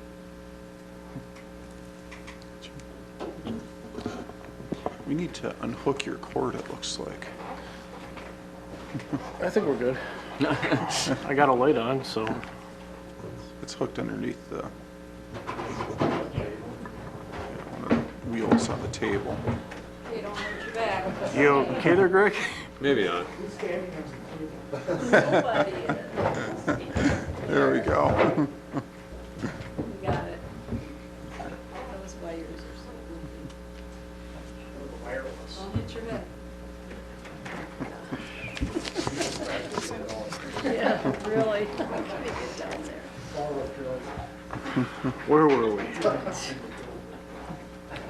No, I certainly appreciate the additional work that's been done to it. The only concern when we reread the other section to it with the light trespass, the section D that had been added on, is from an enforcement point of view, the original stuff that is put in for the commercial side is when a business or building submits a site plan. And then obviously from the schematics that you're looking at, the light fixtures that you're choosing for that site plan, community development is then able to determine whether or not how many foot candle would be at the property line. And they can certainly make adjustments to it at that point. My only concern with this is, so now the police officer gets called out there at whatever time in the darkness. How are we supposed to ascertain as far as, from a foot candle perspective, if it's intruding? Is it from the natural light? Is it from the light of the lighting fixtures of the residence that's in question? It provides a little more confusion for us. As far as adding the foot candles in the initial portions of the ordinance, is something that we looked at initially when some of the original verbiage was being thrown around. There's a fairly simple chart or graph as far as determining the wattage of a bulb and I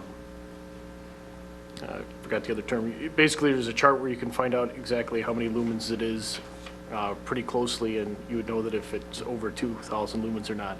When you start talking foot candles, and I'm not a lighting expert by any means, but foot candles is more of how much the light does a total area. So 180 horizontal foot candles, again, I'm not sure how we're able to measure that, so I guess that's our only confusion. Certainly something that we can look at or try to get more advice to going forward. Ultimately, where this probably belongs is zoning at some point, and I understand, and I'm not trying to put that on Greg's plate. He'd probably jump over the table or hide back under the table on me, one of the two. That's probably where this should go, so that when residences are looking at as Alderman Benner said, you know, designing their house and what lighting fixtures they're going to have, that they'd be in compliance with this from the very get-go. So, again, I certainly appreciate all the Alderman's work on trying to have something. It's, as we said it initially in this process, it's another tool in the toolbox. It's one that we hope that we don't have to take out. The problem that really brought this one to light this most latest time did take care of itself without an ordinance to it, so I don't know the best advice for you. Is it best to just take a step back from it and do it all entirely, or do we want to leave this tool, even though it might provide some challenges for us, to saying what's in violation or what's not?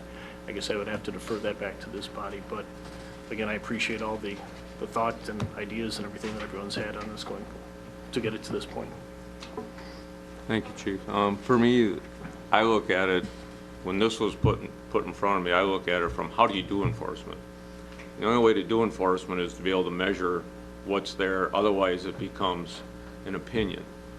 And I look at things from a performance perspective, and if somebody says, I have light trespass and it's coming in my yard, I go out there with a foot candle meter, you measure it, and you make that determination of what that is.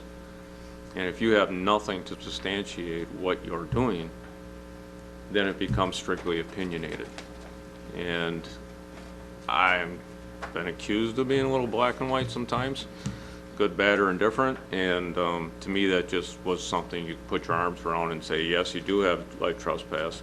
We deemed that 2/10 of a foot candle is acceptable, you have 10, that's a lot.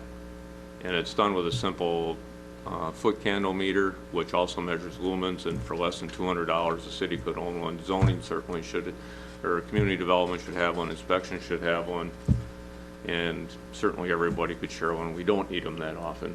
And that's the way that, at least when you're having dialogue with somebody, in lieu of writing citations, looking for forfeiture, you can just come out and say, this is what our ordinance says, this is what you have. And instead of spending money on forfeitures, you put it into correcting their situation, and then it's done. So any tool that's in your toolbox like this would be used only to fix problems, and not, it's certainly not the intent to create any. It's just to give some direction. So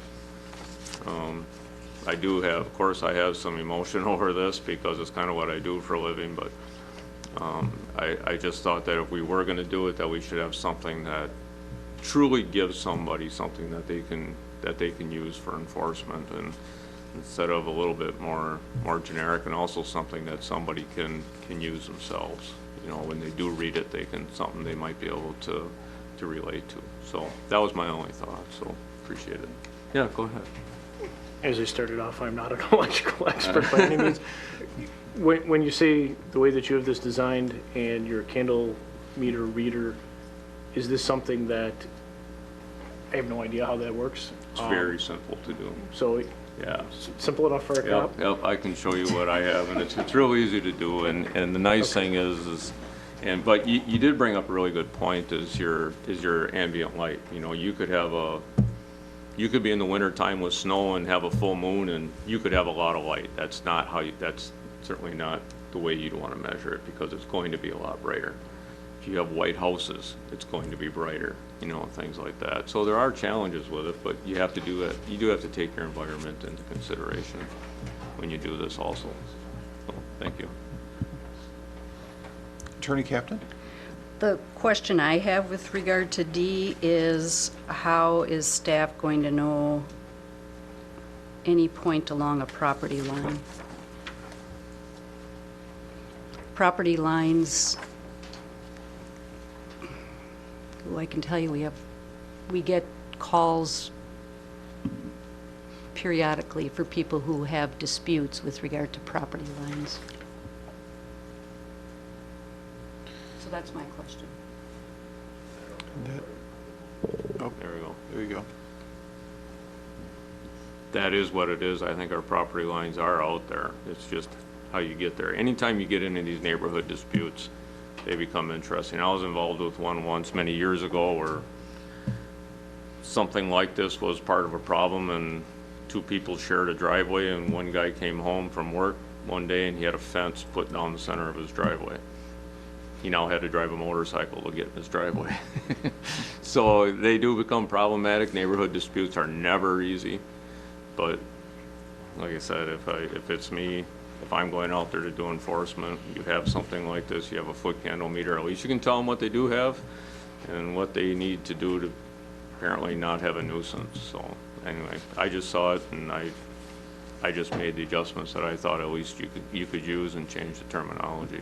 You're always going to have neighborhood disputes where they can go on and on and on, and people will just keep disputing and arguing, and at some point you just have to agree to disagree and move on. But at least if they're going to bring the city into it, at least whoever is doing enforcement would have the ability with this. Somebody determines where the property line is, you put a foot candle meter on it on a cloudy night, and at least you'll know what you have, and you can make a determination from that point.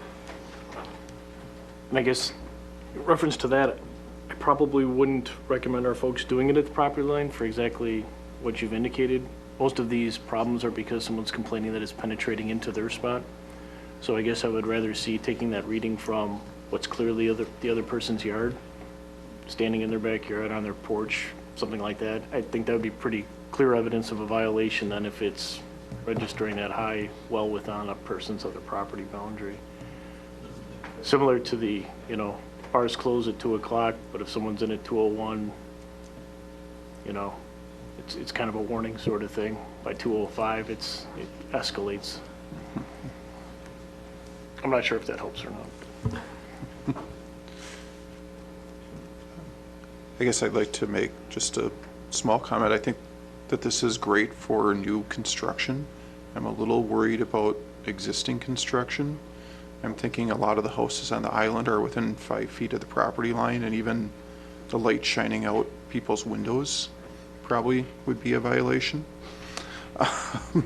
So I'm a little concerned about the light trespass at the property line. I think the upper part would probably be enforceable, but I'm not sure about as we move down further in real tight lot lines. I'm not sure how that would work.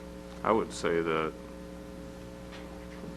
codes aren't retroactive, and if they do something, if they make a change or a modification or alteration at this point, but say they have that neighborhood dispute and they decide to throw a 500-watt quartz floodlight up on the side of their house and shine it in their neighbor's window, you'd have the ability to do something about it.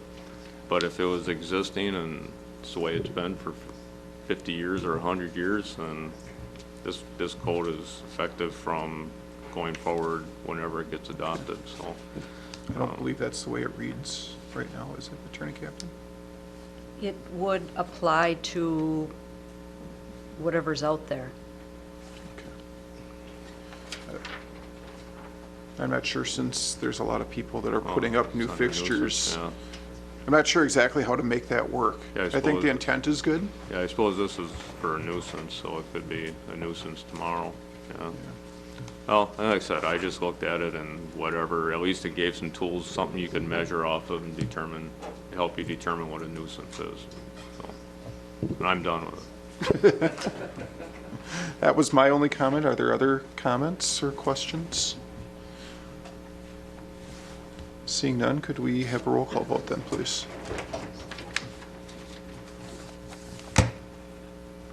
Motion carried on roll call 6-1. Okay. Being that that passed, we're not going to take up the original motion, original ordinance. And item 3, did we have a motion on that and postpone it as well, or? Okay. So I'm having the clerk check where we were at on that one. It's in there someplace, huh?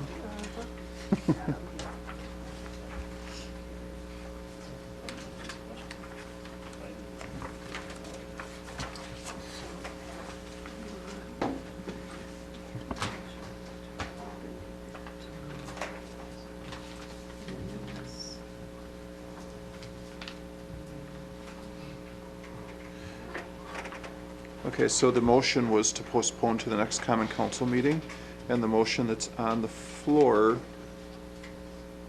is the original ordinance. Change each parcel. There was a motion to amend. So the first motion was to approve it, then there was the motion to amend, and neither one of them voted on it. Okay. Then they did the motion to Okay. postpone. So right now, it was moved by Alderman Zelinski and seconded by Alderman Langdon to adopt O-1915, an ordinance amending Title 9, Chapter 6 of the Code of Ordinances, methodology for billing stormwater charges for duplexes. And then it was moved to amend by Alderman Zelinski and Alderman Langdon to amend the charge for each parcel to 1 ERU. That's where we are at right now. So that's the motion that's on the floor, is the amendment right now, correct? Yes. Neither one were voted on. Neither one of them. Okay. Alderman Zelinski. I thought I put that all together as one, because I made the motion and then I amended it right away, which I heard tonight is legal to change it, change the motion. I had it all as one. I guess it amended- doesn't, I amended it in that motion.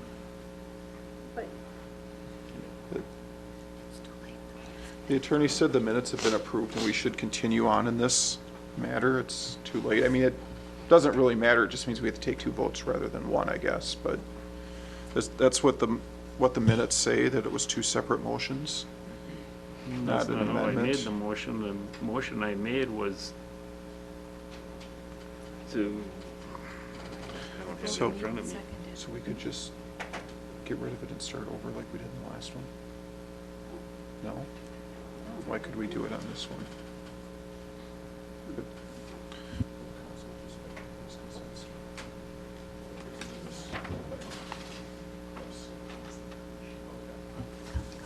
Okay, so here's what we'll do then, if you're good with this, if the common council would approve, we'll remove the 2 motions and we'll ask for a new motion, and then you could make it the way you wanted it. Where did I go wrong when I made the initial motion? I made the motion to approve that, but then I amended it from .75 to 1 per parcel. But that's the way the minutes were approved, and Well, then there must have been an error in the minutes. 'Cause I made the motion all as one, and then I amended it, and there wasn't I 2 don't- separate motions made. I don't remember exactly. How I took it down was that it was the motion to adopt, and there was a second. You should probably say it so everyone can That- hear. That, and then there was a motion to amend and second it. So we have, I guess we have 2 options here. We can either, if unanimous consent from the council, to remove the whole motion and start over, or we need to do it the way that it's in the minutes, which is a motion and then an amendment. So that's our 2 options.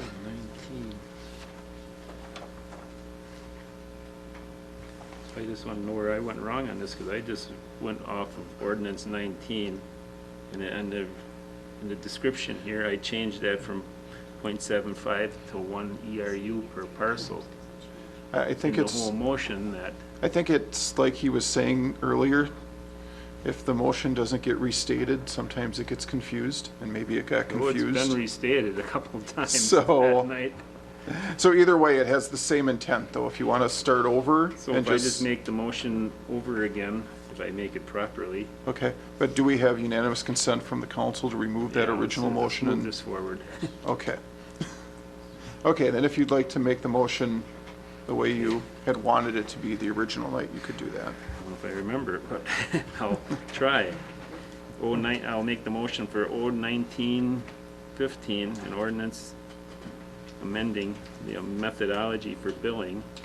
And my amendment to that was changing the .75 ERUs for duplexes to 1 ERU per parcel. And I had some other things on there because there's some side-by-side condos, and I said per parcel because some condos, some buildings are designed as condos and they are separate parcels. Oh, if this is a motion, is this part of the motion? We need to know what the Well- motion is. This is getting pretty long. So I just want to know the parcel. Okay, I'll just make it per parcel, 1 ERU per parcel. So is there a second? Is there no second? Okay.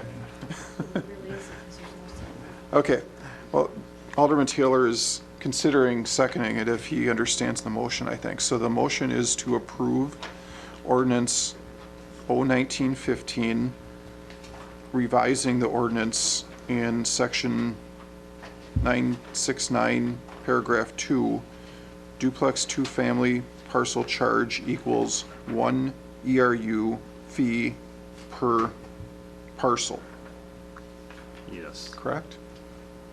Is that a valid motion, Attorney Captain?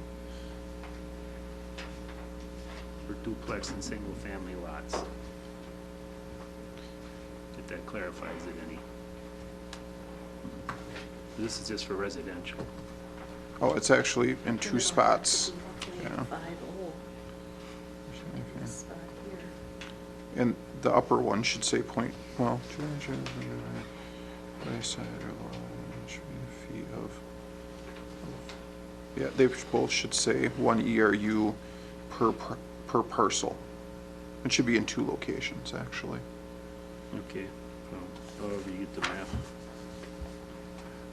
So does that make sense, Because Alderman we're Taylor? charging two ERUs per parcel now for some So- parcels, and What you wanted to read is residential duplex 2-family. The charges imposed for residential properties comprised of 2 attached living units, either side by side or 1 lower level unit and 1 upper level unit, shall be the fee of 1 ERU per parcel.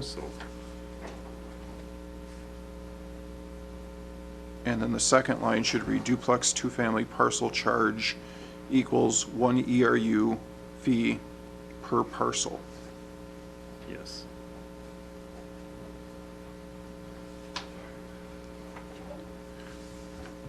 So do you have figured out how to make that be a motion? I'm guessing you're gonna have to put that whole thing in there. Yeah. Okay. because You just can't come from So, the- around 19 has, so the motion would be to approve the ordinance there really isn't an amendment. with this verbiage that we just read. Correct, Alderman Zelinski? Yes. Okay. Is there a second at this time?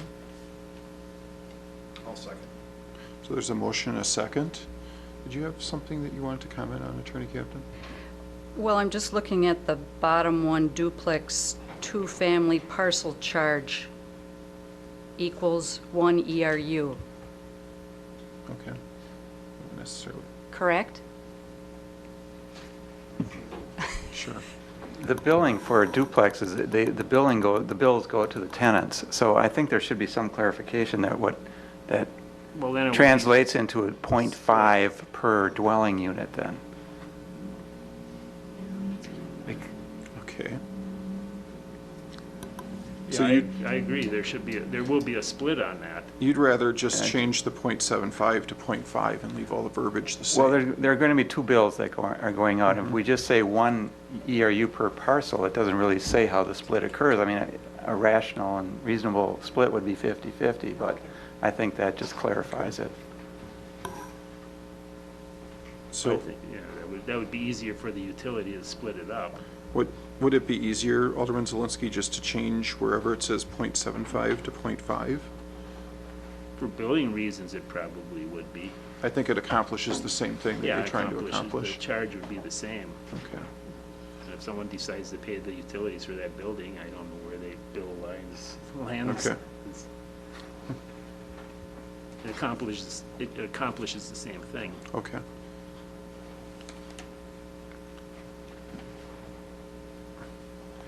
Okay, so I guess the motion's slightly different than I just read then. So the motion on the floor right now is to approve ordinance 1915, changing the 2 areas in section 2 that are listed at .75 ERU per living unit and dwelling unit to .5 ERU per living unit or dwelling unit. Yeah, that'll work, Okay. because even if a house isn't used as a duplex anymore, they'd get charged 1, because until they prove that it was a single-family unit, then it revert back to 1. That's basically what's happening now. Mhm. So we wouldn't have a problem with that. Billing wouldn't change. If somebody said, I'm converting my house from a duplex to a single family, it would just revert back to 1 then, and they'd be receiving the whole bill. Yes. Well, then it wouldn't be considered a duplex anymore, so. Yes, but the billing would be the same. Mhm. And that's the reason why I'm doing it. I'm trying to make it fair across the board. What I ultimately would like is them sized out like the other communities are doing. This gets it a little bit closer to that, Okay. but it doesn't get us there yet, and I hope at future council meetings at some point, and when technology changes here, easier for us to measure houses, that we make it ultimately fair by the size of the parcel. Okay. Is there further discussion? Alderman Taylor? In my district, I don't think I have any side-by-side duplexes, and maybe I don't have this right, but in the older neighborhoods, you have a duplex that's upper and lower. You have a single driveway, and it's usually shared each lane with the tenants. You have one rough, typically a 60 by 120 lot. Now, when you get out to the bigger duplexes or the newer duplexes, you have 4 lanes of travel, you have double car garages, you have, you know, the roof surface is twice as much because you don't have them stacked on top of each other. So does that play fair with, and the lot size are probably bigger, and I guess we're looking at that storm water runoff is what we're charging for. So is that, just I'd like to ask Alderman, since he's the author of this, if that is, are we comparing? I can answer some of that. I looked at way too many houses. This is getting very confusing, but most of the duplexes out on the east side are usually 0 lot line condominiums. They may be held by one owner, but they could be split at any moment. They could sell half to one person and half to the other, and then it would be 2 separate parcels. And they would be charged that way. And if it's deeded that way, I would say they'd be charged that way. If they built it as a 0 lot line duplex, they should be charged 1 unit per parcel because their tax bill is coming as 2 separate parcels. So I wouldn't have a problem with that. Most of those giant duplexes that you see out there are usually 0 lot line duplexes, and we've been converting a lot of them.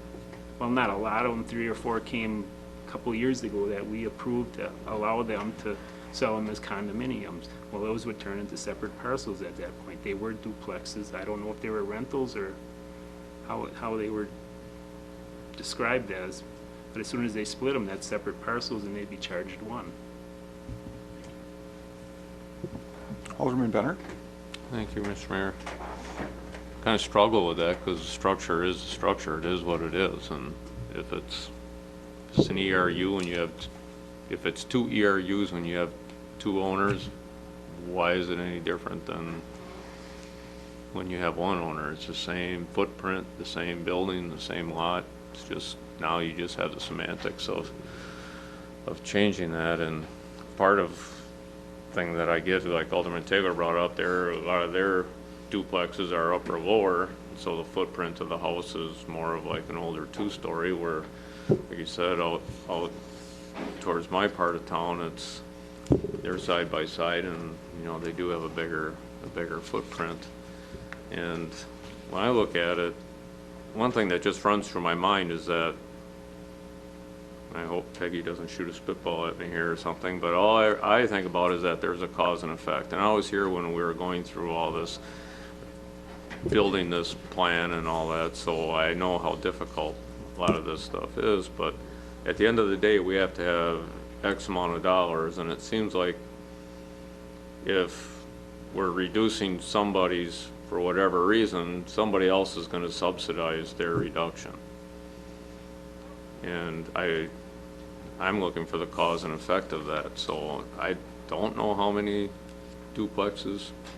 I know our rental in this city is about 40% or something, but some of that is multifamily, which is already commercial buildings. But I don't know, maybe Director Radke can help out, or Peggy can. 490 duplexes. So if you look at this page, this analysis that's in your packet, you see 3 columns. That would tell you if it's a duplex for 1 ERU per unit, what the rates need to be to get the same revenue as 0.75 as 0.5. And that's why there's also 3 resolutions. So I struggle with the fact that we're going to just say that, well, if you're renting it, you pay half an ERU. If you own it, you're going to pay a whole one, and it's the same footprint. I'd have more empathy for the part of town where they're upper lower duplexes, but when they go side by side, and I just don't know a good way to separate these and to do this so it's fair. And I remember when the folks at 5 Oaks, right, wrong, or indifferent, you know, they had that was considered a commercial property, and they were billed accordingly to the owner. And then we ended up changing it all to individual dwelling units in there, and we had to subsidize that through the rest of the cities, through commercial buildings or single family, to make up the difference on that, even though their runoff is way greater than other residencies because of the amount of impervious surface that they have in there. So as much as I appreciate what Alderman Zelinski wants to do, I struggle with the concept that at this point for other folks kind of subsidizing a duplex. So I'm just really not convinced at this point for that, and unless we just really do sit down and do a comprehensive study on it and do it per square foot, I'm struggling finding really a big improvement here, because somebody else is going to have to subsidize those rental duplexes. So that's my opinion. Thank you. Alderman Zelinski. Thank you. I don't really feel like we're subsidizing, because of all the lots in this whole city, there's not two that are the same for stormwater runoff. Not one. You can't say this house puts out more than that one and that one puts out more than this one, and they could be identical lots and houses. We don't know how they're created. So ultimately, I want to get this to the point where we just measure them. And like I said, this just makes it a little bit fairer. The upper and lower duplexes, there's probably just talking about a handful of the side-by-side duplexes on the east side of town, compared to what my district and Alderman Taylor's district and many of other people's districts. The duplexes on this side of town are small, and I just figured that they need some kind of break here.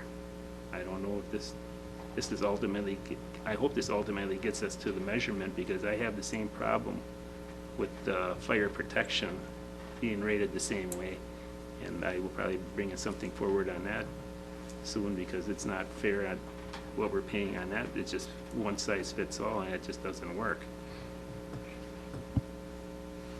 Alderman Keehan. Thank you. I'm in the same place as Alderman Benner, recognizing that there's got to be a fair way. I do see it as kind of shifting the cost to other people. Certainly willing to down the road look at this issue and try to come up with some more equitable ways, such as some of the examples that you've provided for us. But as it is, I see it as just kind of a Band-Aid or something like that. All right, thanks. Alderman Nichols. Thank you, Mr. Mayor. I also struggle with changing things from the current method. The stormwater utility requires a certain amount of revenue. So no matter how you cut it, we have to come up with a certain amount of dollars. And I believe that everyone who lives here is a user of the system. All users benefit from a healthy system, and therefore all users should support that system on an as equal as possible level as we can accomplish. And my concern comes with the line on this stormwater revenue ERU rate comparison sheet that we've been looking at, which has the duplexes being charged 1, then the example of 0.75 and the example of 0.5. And if we keep them at 0.1, the rate, or I'm sorry, at 1.0, the rate right now would increase to $87, which comes to about $1 a month for everybody. If we decrease the amount of ERUs, the rate goes up some more. And if we decrease it to 0.5, the rate goes up even more. So each time we decrease the number of ERUs collected from duplexes, we're raising the rate exponentially, which will have a more negative effect on the single homeowner, not to mention our commercial customers who pay by the square foot. So their costs will increase dramatically as well with those changes. So I am inclined to stay with the current methodology that has been established for now, and if we, in the future, can determine a more fair, what some refer to as a more fair way, or a different way, then I'm open to that. But for now, I think we should keep things the way they are, and with charges for duplexes being at 1.0.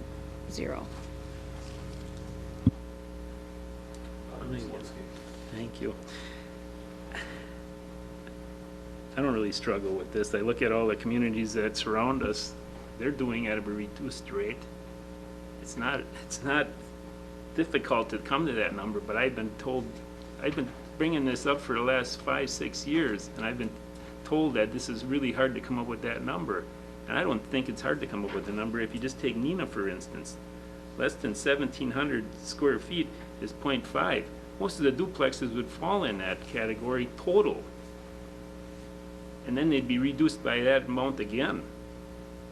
I'm just asking for one per parcel. I'm not asking for to reduce these rates. And at some of this math in here, we're just increasing some of the single-family houses 14 cents per month. It's not the $3 per month. You got to divide that by 12. It's a very small amount. And then we're talking about a 30% increase in the total bill, which is going to blow that 14 cents per month through the roof. That's the one they're going to be concerned about. So I just thought this would bring us closer to that point where we're going to measure. If we don't do this now, we're not even going to get to that point where we're going to measure, because we'd have to get through this hurdle again, and that would be very hard. And I even did some of the math on multifamily houses.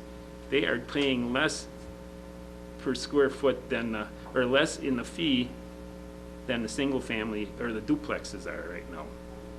You're better off if you would stack 4 units together. It's cheaper than having 2 duplexes. So the math really doesn't work out. You're better off at the commercial rate than you are, or the site where they actually come out and measure them, than you are at the current rate right now.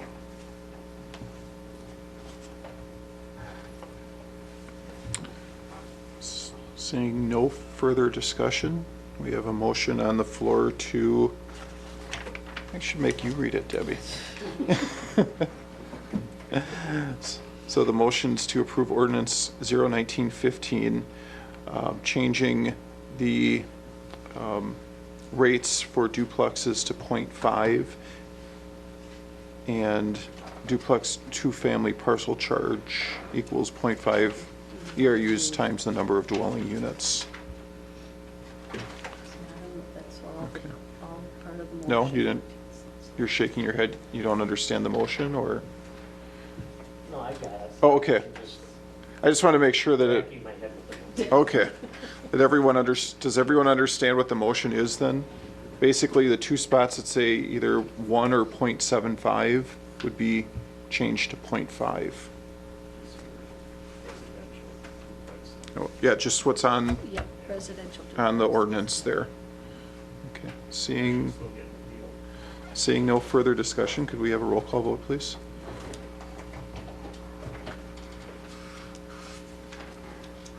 Oh, hold on, Debbie, Mike's not on. Oh, Mike's not.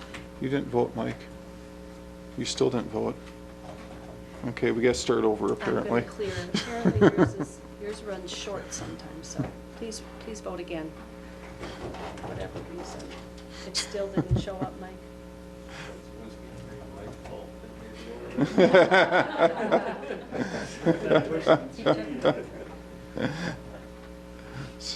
So Mike, do you want to, I'll stop a voice vote. are you okay with a voice vote, Mike?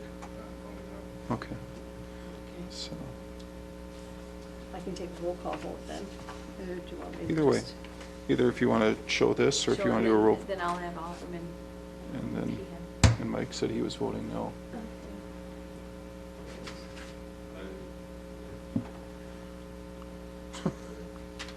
Do you want, should we just, do we want to have a roll call vote? Because Alderman Keehan's. You want to change your vote, Kevin, is what you're saying? Okay, why don't we just do a roll call vote then instead? Okay. So that everyone gets a chance to vote the way they want to vote. Okay, this is on roll call. This one was for 19.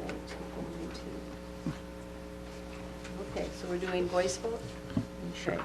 Alderman Keehan? Alderman Zelinski? Alderman Spencer? Alderman Benner? Alderman Nichols? Alderman Taylor? Alderman Kraut-Kramer? Motion fails on roll call, 2-6. 2-5, yeah, 2-5. So hopefully we can get your button to work again, Mike. I don't know, that's a short thing. Okay, so now we have 3 resolutions that are following, 25, 34, and 36. You're free to take up any of the 3 if you so wish. They are designed in such a manner that Resolution 25 would, well, that they would all get you the same amount of revenue based upon how it was calculated, but Resolution 25 was designed to go with no change in the methodology. Resolution 34 was designed to go with a change in methodology to have a duplex unit be billed at 0.75 ERUs, and Resolution 36 was designed to go with an ordinance dealing with methodology of a duplex being charged 0.5 ERUs. So we would only want to pass one of the 3. Alderman Benner? Thank you, Mr. Mayor. This time I'd like to make a motion for Resolution R-25-15, a resolution pertaining to equivalent runoff unit charges with stormwater utility as introduced by the mayor. There's a motion, a second. Do we have any discussion? Seeing none, could we have a roll call? Oh, I'm sorry, Dan. You always wait till I look the other way and then you turn your light on. I tried, this is the last time I'm ever gonna try this. If we're not gonna get it to fair, I don't know when we're going to do it. I brought this up for 5 years now, and we're not getting it to fair, so we'll just stick with this, and I hope the public voices their opinion. Alderman Benner? I don't necessarily disagree with what Alderman Zelinski is trying to do. I just think that there's a better way to do it, and I think that would be to get it put in the budget to actually bring it down to a square footage that as other municipalities might be doing, and if that's the way that you want to do it, it's just, I just don't believe that this is the way to approach it. If you want it to be ultimately fair, then we're going to have to invest dollars and make that happen. Thank you. Dan? This was my ultimate compromise. I even discussed it with the mayor. He didn't think it was gonna even get out of committee, and he told me if it was gonna be end in a tie vote, he would have vetoed it anyway, so this is how we get to fair. This is really disturbing to me. Is there any other discussion? Seeing none, could we have a roll call vote on the item? Okay, yours worked this time, Mike. Yeah. Motion carried on roll call 5-2.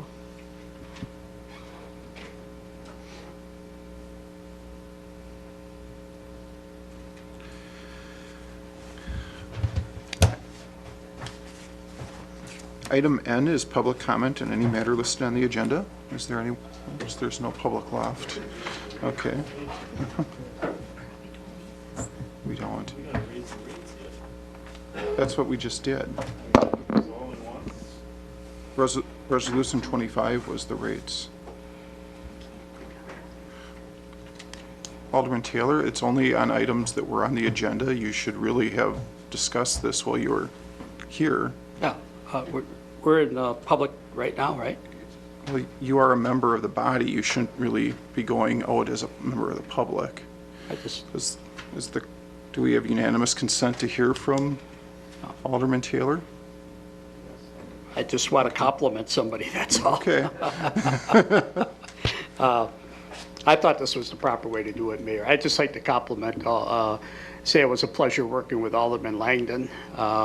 He's honest, thoughtful, forward-thinking. He wants his community to always do better. And this weekend, I had a call from a lady in his district on Milwaukee Street, and she told me how wonderful of a job he did for her, and during this time of transition, she asked me if I could help her. So I just wanted to say his constituents always said how much detail and how he listened to them, and he was a good listener, and I don't think the public can ask for any more than that. And it was a pleasure working with him. Thank you. Agreed. We don't really need the other items at the end, so I would just accept a motion to adjourn. I'll make a motion to adjourn, Mayor. Is there a second? All those in favor? Opposed? We are adjourned. Thank you.